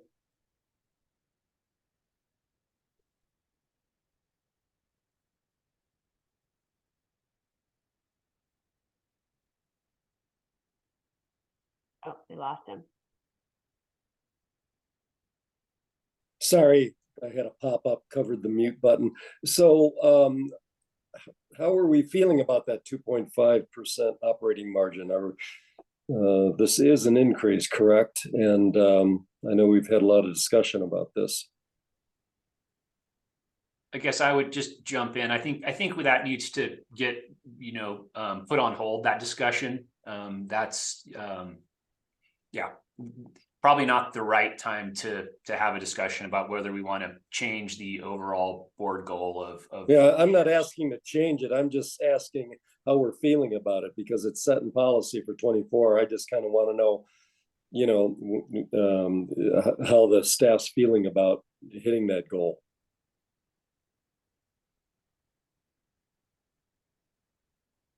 I think, go ahead, Jessica, but I think you were pretty clear on that. Like, I mean, it's staff policy or it's board policy. If the board wants to change it, they need to review it.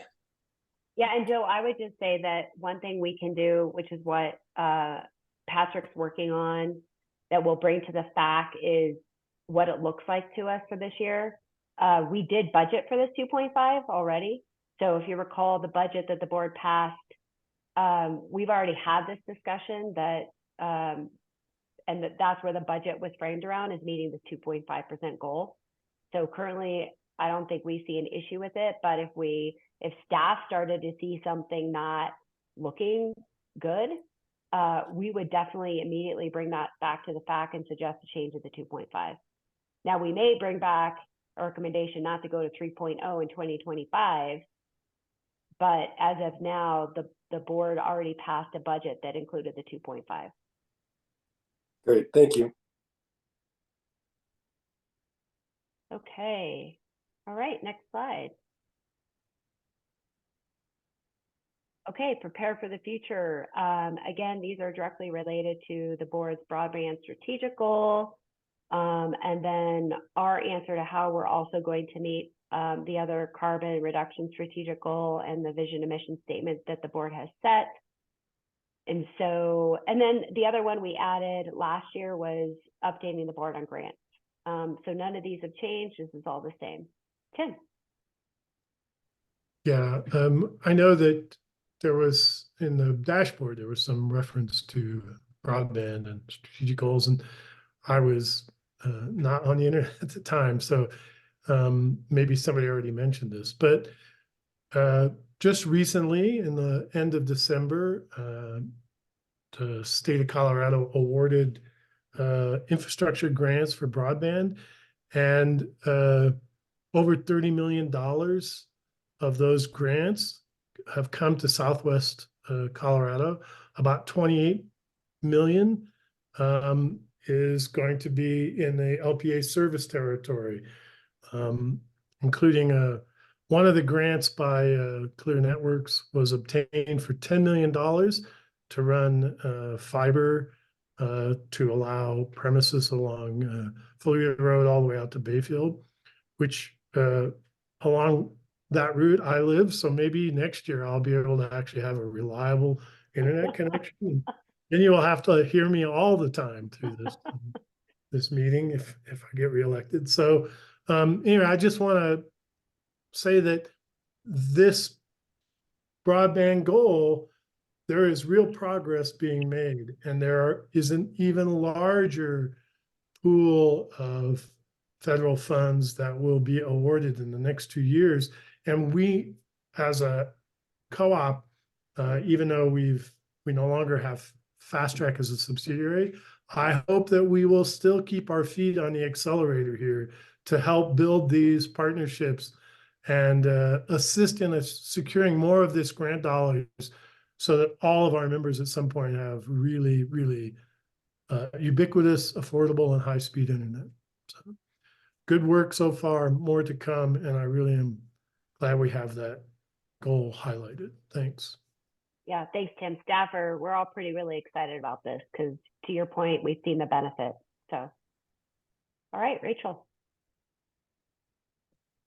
Yeah, thank you. I think the one thing I was curious if maybe should also live in here, but just some thoughts on continuing to work with all of our technicians as we kind of push these new technologies out into the world, just making sure that our installers and maintenance folks can keep up. My water heater went down this last week and I couldn't get anyone to help me here, so I had to go online, which I could see being a major deterrent for uptake of technologies.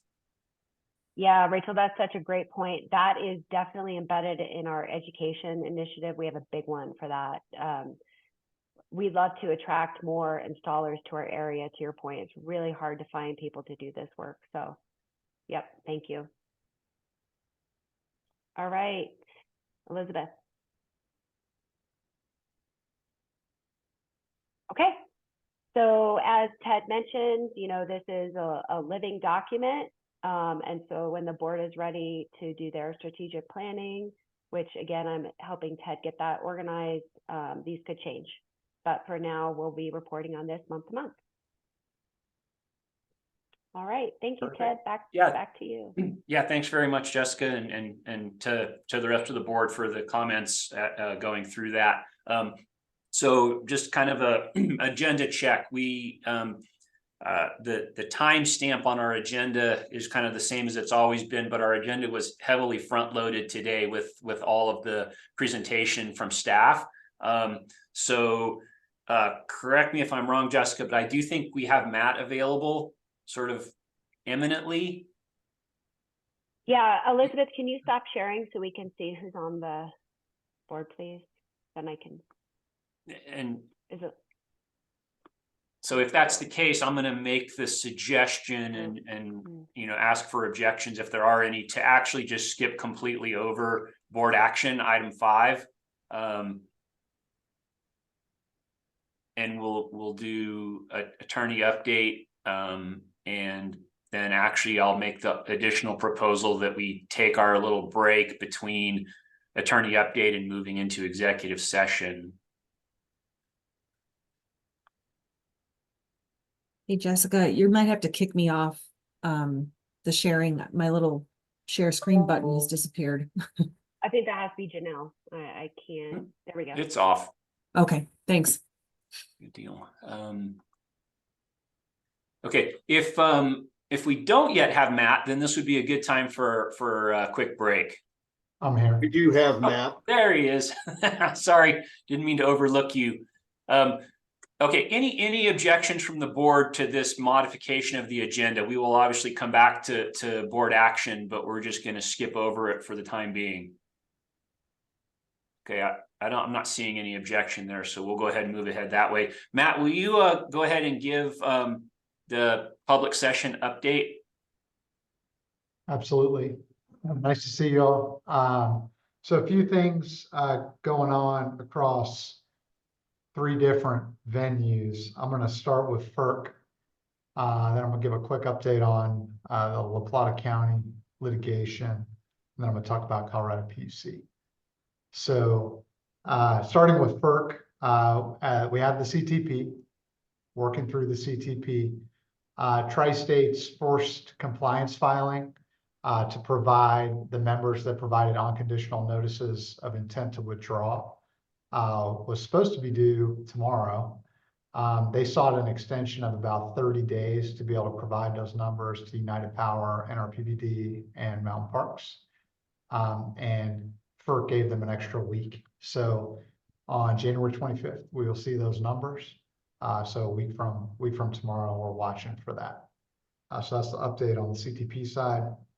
On the rate side, as I think we talked about at the last board meeting, FERC found Tri-State's rate filing to be deficient, ordered them to address several questions in response to a deficiency letter that they have just addressed. They filed late yesterday evening their responses to that. So we'll be going through that.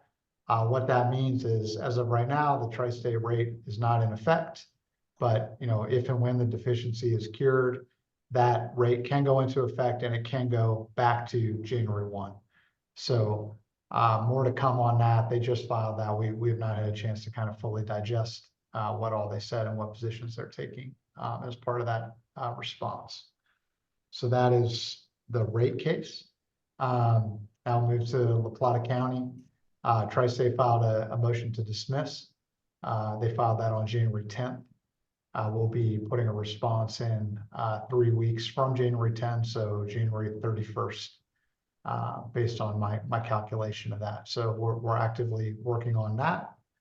And then last update as it relates to Colorado PUC, we did file an intervention in the Tri-State Electric Resource Plan. We did that jointly with Mountain Parks. So we'll be working together as kind of a joint party in that case. And just for public edification, what an electric resource plan is for Tri-State is they're planning their system out over a particular horizon, in this case into the early 2030s. And they're going to determine, what resources they think they need to acquire and basically set the modeling inputs and assumptions to run a competitive solicitation to obtain bids and then build resource portfolios of different bids from there. So we'll be engaging in that case and again, doing that along in partnership with Mountain Parks. And there's numerous other interveners from different Colorado agencies to environmental organizations, consumer advocate, etc.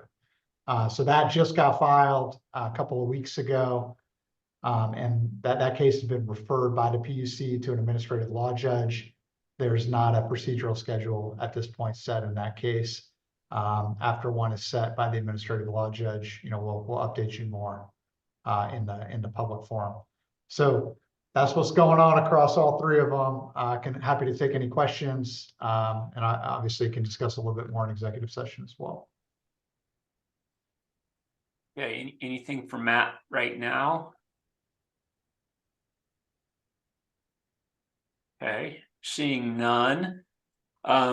So my proposal here for agenda is that we move into executive session, but also take a 5-minute break in the process if anybody needs to go get a drink or anything else. We will see all of you on the other side, and this time I truly mean all of you. We'll bring everybody into executive session. And do we have our motion? No, we don't. Help me out. We go into executive session. Thank you, Tim. To discuss the attorney update of FERC and related actions, and also to discuss employee update. Yes, thank you. I was going to say. Okay, moved and seconded. Any more discussion on executive session? All right. All in favor of going into executive session? Aye. Any opposed? Or abstentions? Okay, motion carries. We'll sign off on the public session.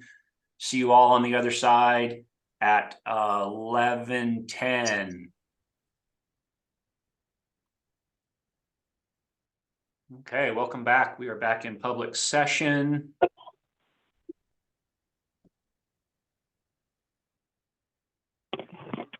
First thing we'll tackle will be action resulting from executive session. Definitely still have a couple people rolling in. Jessica's not here yet.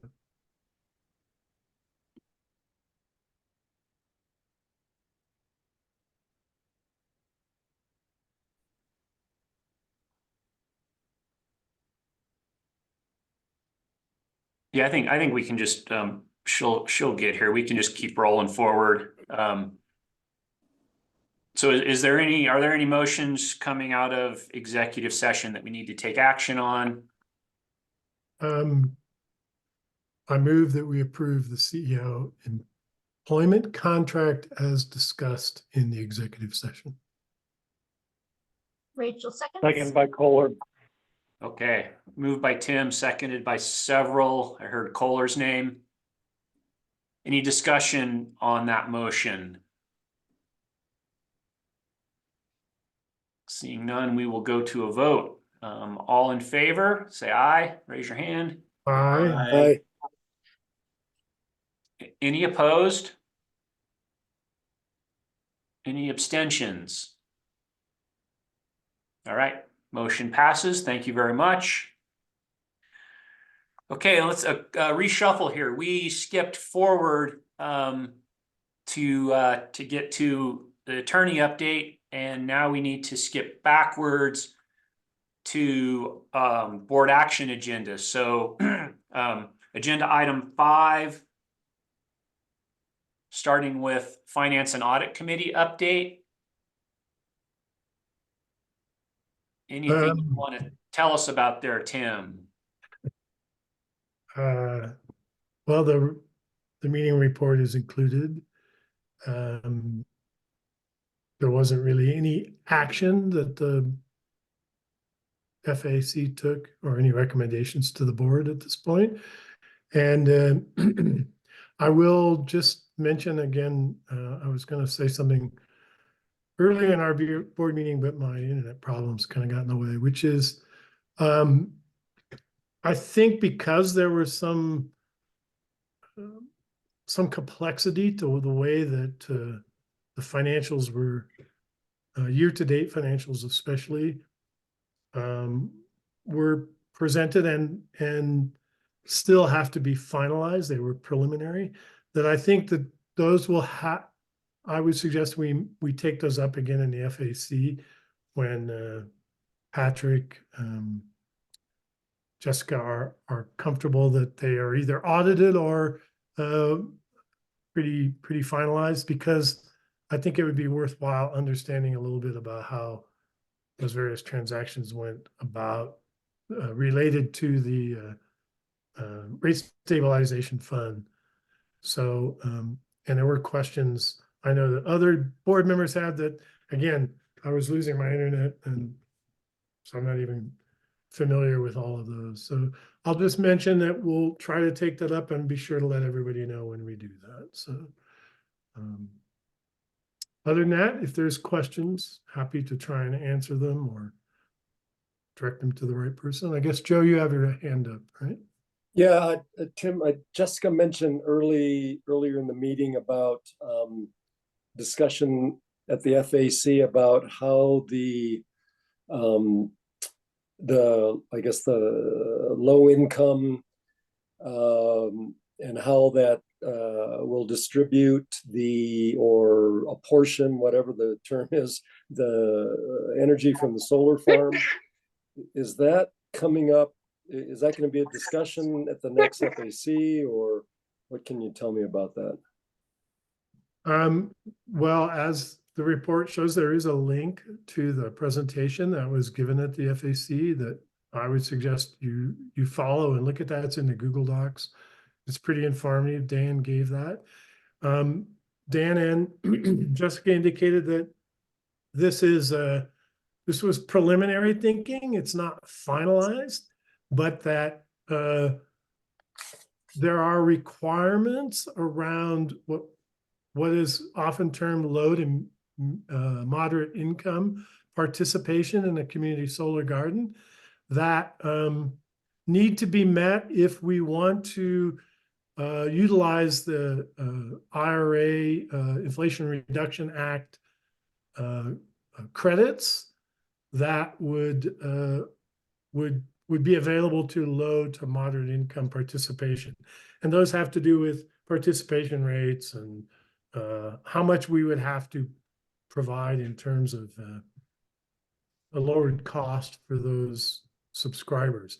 So that has this, my understanding from Dan was there's still some work that is going on by staff to really nail that down, and that there will be another presentation.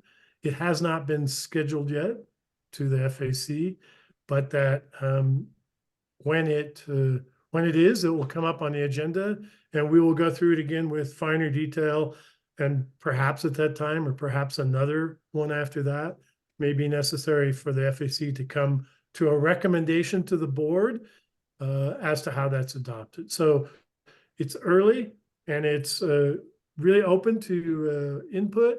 Look through the presentation that Dan gave, come back with any questions, and if the FAC, when it comes up to the FAC, that would be another good opportunity to have dialogue on that. Great, thanks. Sorry, I missed that link, so thanks. That's okay. Anybody else? It was a really good presentation that Dan made, and appreciate it. So I'm done then, thanks. Yeah, thank you, Tim. I guess I kind of miscounted. I didn't notice that that John Lee wasn't back on.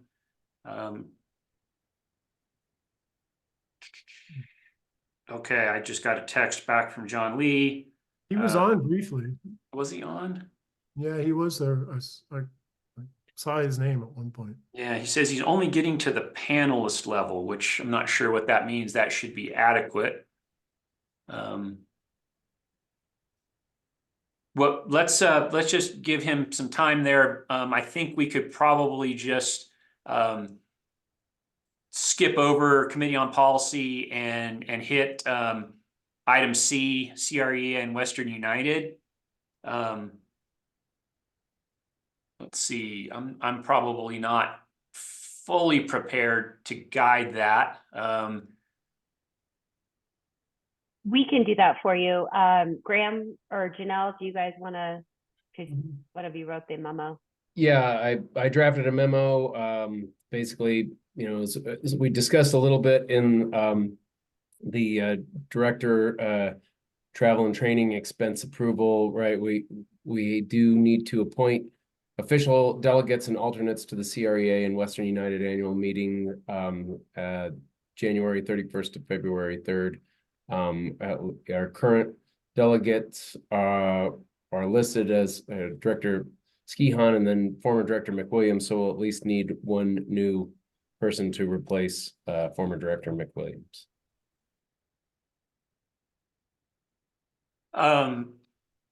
Let's see, Kirsten, go ahead.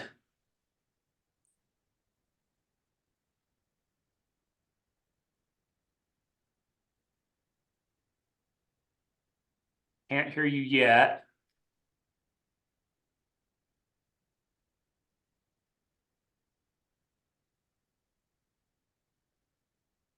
Kirsten, are you there?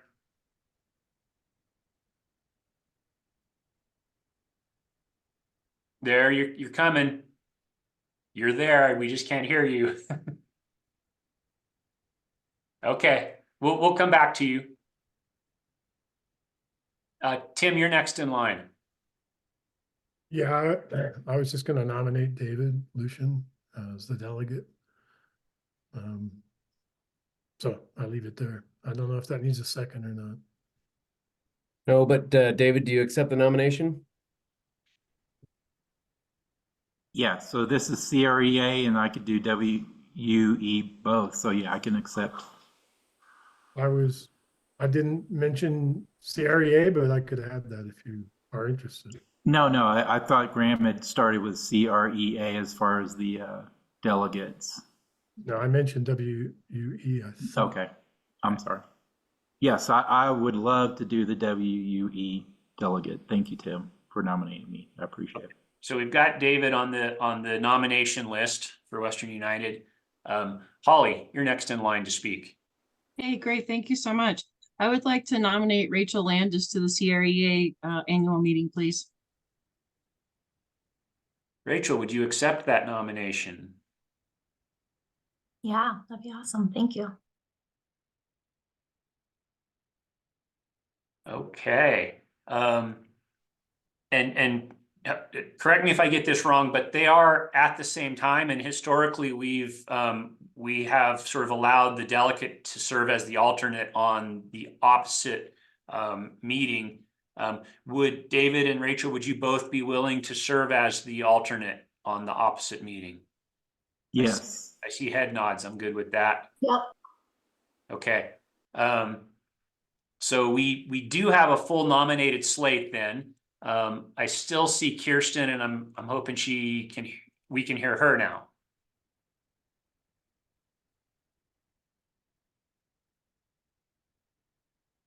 Unfortunately, still no. Could she text Jessica maybe or something? I don't have anything. If you can hear us, Kirsten, text Jessica, please. And or Ted, either way. Or type in the comments. I don't know. There's no comment on this. Oh, okay, there is no comment, so I'm sorry. That's a saving grace, I think. Yeah. All right, we're going to give this 10 more seconds. Are there any other nominations out there or volunteers? John Lee's back too.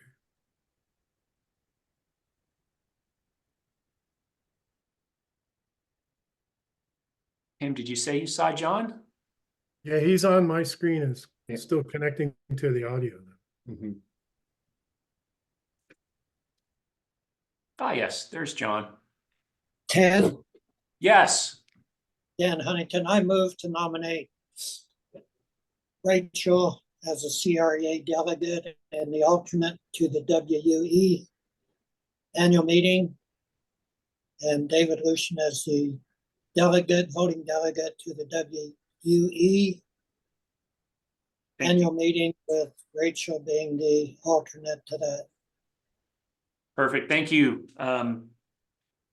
Do we need a second for that? No, I think we're good to proceed with that. I think we're just sort of waiting to see if Kirsten has any additional nominations to make at this point. I just don't know what she's wanting to say with her hand up. So.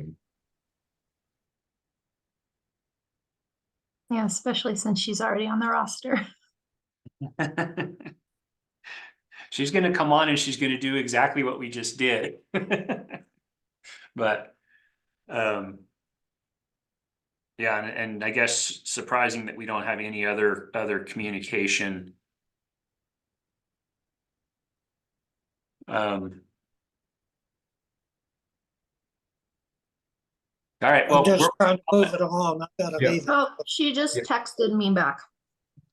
She said she would like to be an alternate, and then also we need an NRECA rep.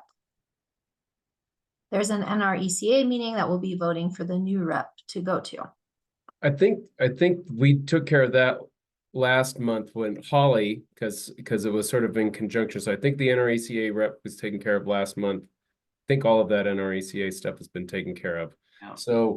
So I think it sounds like Kirsten has self-nominated for both alternate positions. So does anybody object to having Kirsten as those alternates? I guess, Dan, it's your motion. Are you okay with having the delegates, but having Kirsten as the alternate for those positions? You're on mute, Dan. Dan, you're on mute. Sorry. That just means another mandatory payment. Yeah, fair comment. Seems reasonable that we only send 2 people up there. Kohler, what can you add? Nothing to that. I want to add to one of Graham's comment when we get to that, please, about the NRECA. Okay. All right. Well, we've got a motion from Dan. Any other discussion on that motion? So like, Sorry, I'm just the messenger. Oh, that's fine.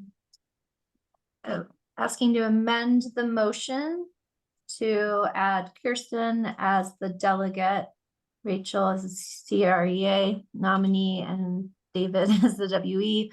And so that's the amendment. The rationale, this is coming from Kirsten. The rationale being last year, the year before, I ended up having to cover because the regular person wasn't able to attend because of snow. Mm-hmm. All right, but Dan's got the motion, and I'd say at this point we just have an election, right? So we can proceed to the initial delegates for Western United and CREA, which according to my notes are uncontested. So okay. I'd say everyone that's in favor of David being Western United rep, say aye, raise your hand. David. All right. Any opposed to David? So then we could proceed on to Rachel as the sole nominee for the CREA nominee. All in favor? All right. See any opposed to that? So now we can proceed to a show of hands vote on the alternates. Right now we have a nomination for both Rachel and Kirsten to be the alternates to Western United. And so we could have, I think we've heard from Kirsten on her rationale on her nomination. I don't know if Rachel would like to make a brief statement on while her mouth is full. I think the only, I was just going off what we've done historically and to Dan's point from a cost savings perspective. So we've heard from Tim. We didn't really hear from Kirsten. She was muted and struggling to get on. So if I would say, let's give her a space if she has something she wants to say. Certainly. She can't. Oh, she can't. Maybe that was the lip reading. Not a good lip reader. We got this is a fortuitous moment there. Yeah. Yeah, we'll have to go with what we heard from through the translator. All right, thanks. So I might have, since we have two candidates, if I could have everybody sort of keep their hand up for a little bit, so I can take a count. All in favor of Rachel serving as the Western United alternate, please raise your hand. So I see 1, 2, 3, 4, 5, 6, 7. John, did you have your hand? John Lee, did you have your hand up? So I see 8. Then all in favor. And then all in favor of Kirsten. 1, 2. Okay. All right. So it appears Rachel had the majority vote anyway, so Rachel will be our delegate to our alternate to Western United. And so now similarly, we have David and Kirsten as the nominees for the CREA alternate. David, you want to say anything about that candidacy? No? Okay. And Kirsten, I think the same rationale applied for why she's the nominee for both alternate positions. So that any more input from the candidates? Go ahead and proceed to a vote. All in favor of David. Can I ask a quick clarifying question? Sure. Kirsten, I'm so sorry that you can't speak. That's incredibly frustrating and challenging. Were you gonna head up there anyways because there's the continuing ed credits?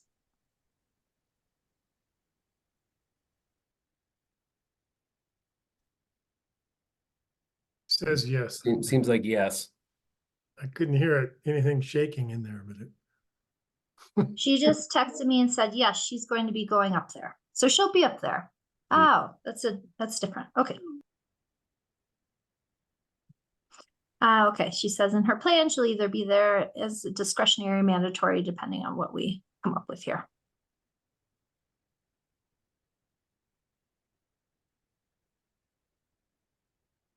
Have any other candidate input? I think we can proceed to a vote.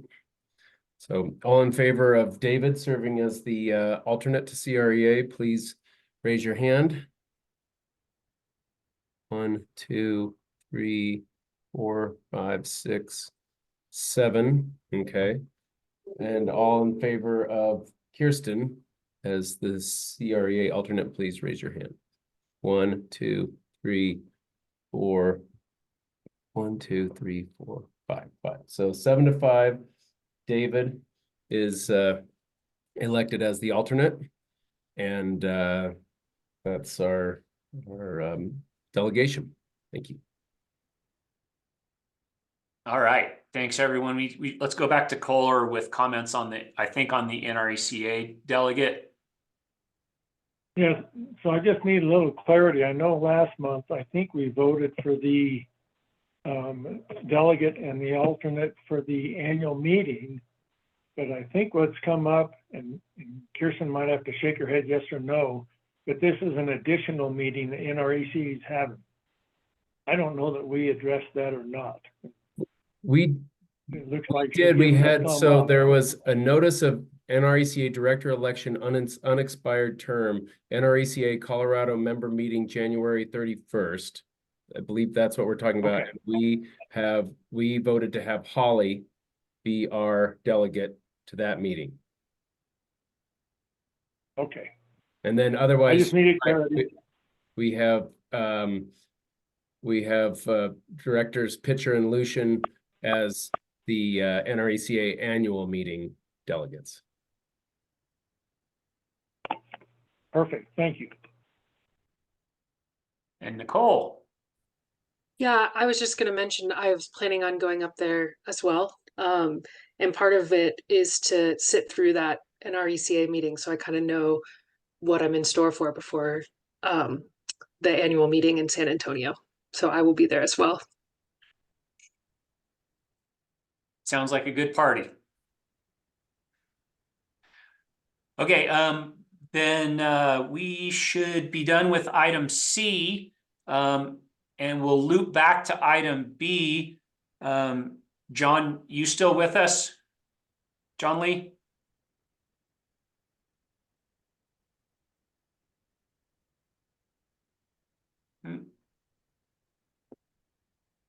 Saw him for a minute.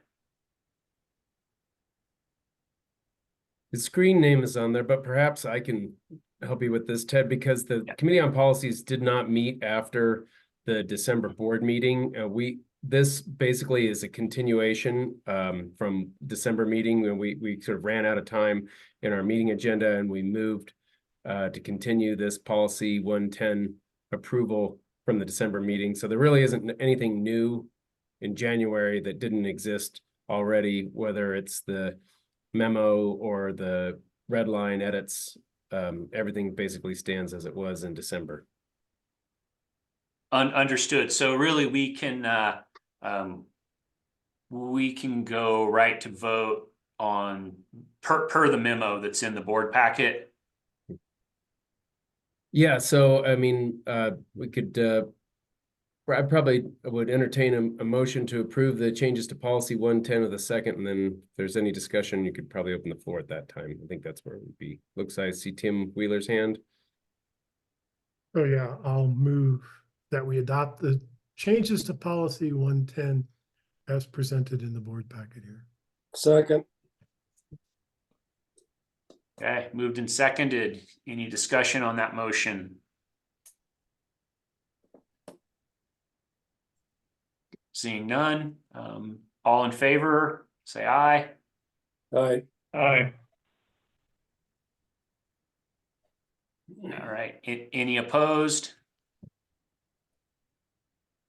I see none. Any abstentions? I see none. Motion passes. All right, that gets us through B, Committee on Policies. C is done. Moving on to D, authorization for the CEO to join and renew memberships. Yeah, Graham, tell us what we're doing there. So over the last several years, we've done this, predating my time, we've done this as a delegation. Our bylaws indicate that the cooperative doesn't become members without affirmative vote of the board of directors, but can sometimes be difficult for the board of directors to stay up to date, evaluate this, especially in a relatively dynamic environment with the different industry and trade groups. So over the last, I'd say 5 years, the board has delegated this authority to the CEO, and this has become a pretty standard meeting at our January. We do it as a year-to-year delegation as opposed to a permanent delegation. All right, thanks for the explanation. Tim? I move that we adopt resolution 2024-01. Well, second. Moved and seconded. Any more discussion on that resolution? Yes. Joe? Yeah, I just, I'm assuming we'll still get an annual list of the associations that we belong to or we're signing up for. Is that, do we And need to include that in there? there is one, it sort of shows up on page 111 of Right. 165. Yeah, I just want to make sure we get that annually. You know, I think it was a year and a half ago or so, I raised the idea of why we are part of Club 20. And I only knew that because of seeing this list. Yeah, so that's the complete list, Joe. Okay. And so we'll see that every year then? Yep, every year I'll add it to the memo. And actually, it was supposed to be added to the actual memo, not as an attachment. Just to this point, it kind of got lost. So from going forward, it will be embedded in the memo, so it's easier to see. Great, thank you. Yep. Okay, Nicole, more discussion. Just a question of if it would be appropriate to see the dollar amount with each membership. I certainly was curious, and I spent some time last night trying to go through the budget to find it, and I couldn't find it, even though I know we've talked about it and it's in there, but it'd be a good place just to sort of see what the different values are for the different organizations. I'll work with Ted on that. I mean, that's pretty detailed information, and we try to keep it rolled up at a high level. So I'll work with Ted on the appropriate level of detail. Yeah, Nicole, feel free to reach out to me again on that. Could be presented to the FEC. Yeah, I mean, it was presented to the FAC in the detailed documents when we got the board approved. You're right. Or the budget, I'm sorry. Yes, the budget. Yeah. So it's Okay. again, the budget. Any other discussion then before we move to vote on this? Just checking, Nicole, your hand is still up. All right, nothing more. All right, then all in favor of approving resolution 2024-01, say aye. All right. Aye. Any opposed? Any abstentions? Okay, motion passes. Thank you. Item E, review of voting district boundaries. Again, explanation, Graham. I mean, we do this every year, but yeah. Our bylaws require us to do this at least 60 days before, but you know, it's always good to get out ahead of this when the board packets go out so people know which district they're in if they're interested in being a candidate. As you can see, our existing districts are all within 1% of being a quarter of the membership. I think it's actually there was some rounding going on when I crunched the numbers. It was actually the District 1 is like 25.8%, right? So I mean that's about as far the furthest deviation from 25% is, you know, 0.8. It's all extremely close to being each district being a quarter. All right.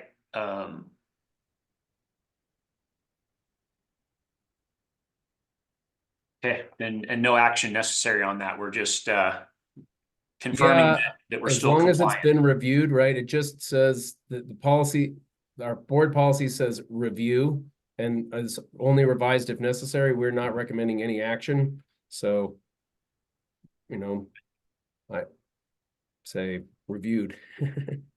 Okay. Then that gets us through board action. We have already hit items 6 and 7 and 8. Brings us to agenda item 9, reports, both attorney reports and director reports. And again, I'll reiterate that, you know, to the extent reasonable, let's rely on the reports as submitted. But if any of the reporters have specific things that they wish to bring up in front of the board, or if any directors have any specific questions arising from the reports, we'll entertain that. So start with you, Graham, on attorney report. Nothing additional. I just refer to my written report, and I think a lot of it got discussed in executive session already.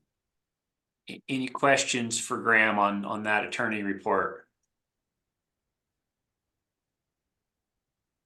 Okay, moving on to director reports. Roundup, any comments from either David or Nicole? Any questions from the board? Tim, kind of? Yeah, I'm on two computers, so sometimes I saw you. can't get to the little hand thing in time. Just a quick question on the Roundup grants. It said the monthly Roundup funds requested was 10K, and they proposed an award of 5K, but the difference doesn't seem to match up to that. I just was curious. Was it really, because you pushed one of them into, looks like educational grants versus Roundup grants, and I was just curious if maybe the funds requested was really 5, not 10. So yes, Roundup grant is 5K, and we did push Stillwater Music into educational because it's really an educational for scholarships for their music program. So they had applied to Roundup, but the Roundup board decided to move that to educational grants, if that makes sense. So it really didn't fit up as a Roundup grant. It was that educational, you can be awarded annually instead of 24 months. So it's actually a benefit for Stillwater Music to do it under educational grant. So if they want to come back next year, they can versus 2 years. Okay. So kind of doing them a favor. Thank you. Sorry for the confusion. And in terms of actually how much was requested of Roundup grants, I mean, there was 5 awarded. It says 10 was requested. Yes.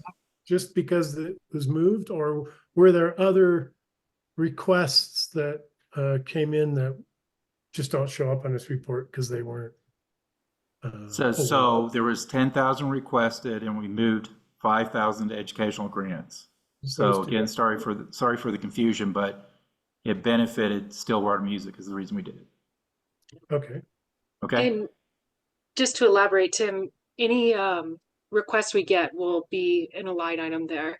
And if we don't award it, you would still see that as a requested number. And we have our board retreat for Roundup next month on the 26th. And I know one of the things that we've been talking about, and I think we're going to address, is how to spend down some of that reserves. Because you see, it's a lot of money we're sitting on that our members want us to be spending for good projects in the area. Yes, that helps out. That was a question I wanted to ask, but was going to leave because I don't want to take up too much time.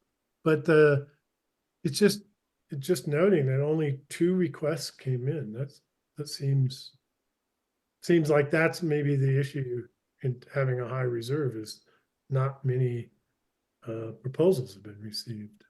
Well, some months we have a lot of proposals, and one of the things I think is an issue with having such a high reserve is because people get tied to, or board members get tied to, like, oh, well, we're only supposed to give this much this month because it's a stated number in our agenda. But so then that's what happens is you have these months where we'll have 6 quality applicants, and we're still only giving the same amount as the month that we had 1 applicant. But Nicole has been doing a good job of pushing and saying we do have this reserve, and some months we have gone over that and went into the reserve. So thank you for that, Nicole. And I think the board roundup is going to be a very good time to re-educate everybody that we do need to spend down. So we do have months that you'd like to give even more. So agree with Nicole. Thank you. Thank you. Hey, Rachel. I was just going to affirm January is always the lowest roundup application month. So as a nonprofit, it's a wise month to apply. Yeah. Good. Thanks for the good historical commentary. Okay. Anything else for roundup? Okay, we'll move on to the tri-state report, which exists in there. I guess if anybody has any questions, we'll probably leave it to I think Jessica to try and answer those questions. And looks like we have some. So Joe. Yeah, it was noted in the CEO's report that there's I guess it's tomorrow, there's some kind of CEO meeting. And in our last meeting, when we voted to stop sending a representative, are you going to be able to attend that? We talked a lot about trying to still keep an ear on things going down there. So is that on your schedule tomorrow, Jessica? Yes. Yeah, Joe, it only removed an official board seat. It did not remove our participation. In fact, any of you can call into any of the tri-state board meetings and listen. Okay. So yes, I'm still attending all the CEO meetings. Okay, and you're not, I mean, everything that's on the agenda, you'll be able to participate in fully. Yes. Great, thanks. Oh, over to Tim. Thank you. So in the CEO's message, it mentions that he'll be visiting, having meetings with the boards of various co-ops, including LPEA. And I just wondered if we have that and if it's scheduled and what's the status of that? Yeah, so Tim, I know we had a lengthy conversation about this at our last board meeting in December. So Ted and I took that and worked with our attorneys. And that's been the negotiation between me and Dwayne, is that he's invited to our board when he comes with something to talk about. And so Dwayne has agreed to that. And so we're waiting until we develop some type of document or settlement or agreement or some form of something that's of substance for Dwayne to come and talk about. So he's not ready to talk about that. And when we are, we'll set up that board meeting. Okay, that's helpful. Thank you. And then one other question. And so we've sent the notice that we're not participating in the board meeting. Has the delegate resigned, or is that in stasis, or what's that? So, I mean, we sent the, we sent our copy of our resolution so that they have something to report to the SEC and they can document that board seat is now vacant. It's vacant. So effectively, from the LPEA viewpoint, we do not have a delegate. There's no one designated. If we participated again, we would have to select a new delegate or delegate again. Okay, I just wanted to clarify that. Thank you very much. Okay, then it looks like we can move on to the Western United report. Anything special that you want to point out, David? Didn't have a meeting last month. We'll have a meeting January 25th. All right, well, then any questions for David beyond that? Okay. That brings us to the end of our agenda. Are there any other comments or topics that anybody needs to bring up? I see Joe's hand. Yeah, on page 145 on the contractors report. I'm not sure if we were supposed to bring this up early or not, so I apologize. It's number 4653 about consulting on grants. That item. I'm just kind of curious. What sort of I'm assuming this group is helping write grants and find grants and helping actually preparing the grants for us, or working with staff. Is that all true? Yes, Joe, and it's also helping us with maneuvering the legal issues. It's helped us maneuvering issues like we have to meet Davis-Bacon requirements. So it's all the federal requirements that we have to meet. It's actually, they know the people at these agencies, so they're getting input from the agency people. Yeah, it's all the above. Oh, okay. And and so is this like an annual contract or, and then how, I guess, how do we evaluate, or how are you evaluating their, effectiveness? I know grants are such a slippery thing. Yeah, I mean, it's a great point. No, it's that one-time fee, and it's really our evaluation is if we get invited back to, the second phase, which we have been. But it's also how Dan and Graham and Patrick and others are working with the team. If they felt that it wasn't being effective, they would let me know and we would reassess.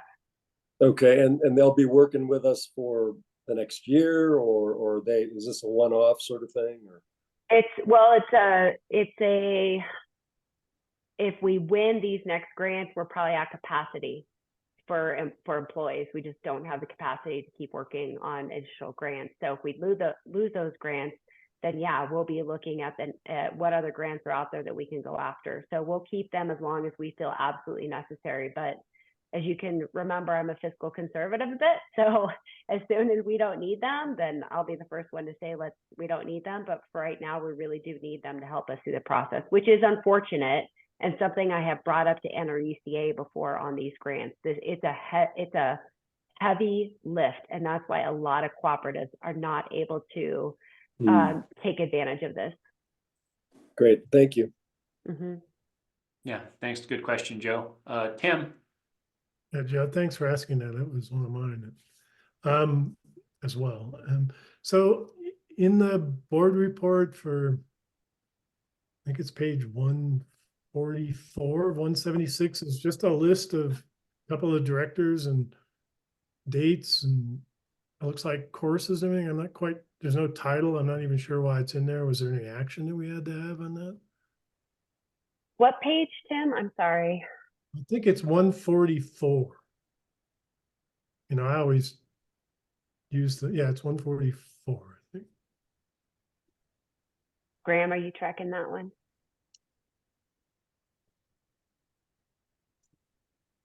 Tim, can we get back to you on that? Per policy 109, we have to post what all the directors taken for training in 2023. So that's what that is. Thanks, yeah. So it'd be helpful to have a title on that. There's a title. I don't know. I'm not sure why you're not seeing the title. Well, I download the PDF. I'm not using the iPad to. Gotcha. So maybe there's a title in the onboard, but there's not on the actual document.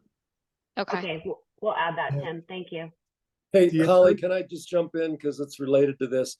Janelle, I submitted mine and it didn't show up on this list, so I'm not sure what's going on there. Okay, I can resend you the link, or you can grab it from the agenda link that's in the emails that I send you guys. Either one. Okay, so even though that's on my annual report, I need to fill this out again too? So this is where I pull from in order to put it in here. Yes. So where are you filling it out? Well, you sent that form and I inserted it into the form, but apparently it didn't show up on your end. No, we'll take a check. We'll take a look at it and see what's going on. Okay, well, just send it to me again if you don't see me in there. Okay. Thanks. I had one more question, which is on page 156 is our report of director payments for January for stipends and so forth. And I believe in the budget, and it's not reflected in policy 109, but it was reflected in our budget, that the officers would have, a different stipend than the other directors, right? And it's not reflected on that spreadsheet that's presented on 156. Again, for me, there's not a title on that spreadsheet, so I just view it as the director payments associated with training and board budget, essentially board budget tracking, I guess. And so I'm not sure if that would dictate that's what gets paid, which would be different than our budget, or whether this is just informational and it would be adjusted when the payment is made. Does that make sense? I did send something to Patrick on this. I thought, or I wrote it, maybe I didn't send it late last night or late yesterday, so I'll have to check. Tim, we'll go back and check that and then correct it if it's corrected and get back to you on that if that's okay. Just trying to make sure we match our decisions to what happens, and thank you very much. Appreciate that. Sure. That's it. Thank you for listening to me. Yep. Thanks for the deep dive, Tim. I thought I saw another hand. Anybody else? Holly had her hand up there, and I cut her off a little bit. Yeah, all I was gonna point out, you guys, there was no CREA meeting, so there's no lovely minutes to look at from CREA. But if you guys didn't note it, I've been appointed to the legislative committee. So anybody who's interested in that stuff, Tim, you please look out for it Tuesday nights. I'll get the initial board packets there. I didn't know what I was signing up for, so it's a weekly meeting on Thursday morning now till May. So secondly, I think David, you're my backup for CREA. I may be calling on you in the May meeting, which is sad for me because it's the manager/board meeting and it's at the Lineman School in Grand Junction. If any of you guys are interested, that's the first part of May, but I'm just putting you on deck, sir. Thank you. I appreciate it. Thank you. All right. I see Kohler's hand up. Yeah, I'm just asking for a little clarity. I know last month we voted on the net metering and the qualified facilities. What we voted for failed. Where does that go from here? Is that dead in the water? Does it pop back up at FAC, or where will we see this again? Good question, Kohler. So what we had discussed and what was shown on the dashboard this morning for 2024 was that we would add this agenda item to the cost of service consultants. So they're going to look at that and review the net metering policies and then give us a recommendation to bring back to the board when they're complete. Okay, thank you. Yeah, and Kohler, I would just add to that you'll remember in that conversation, part of the, I think, reason for that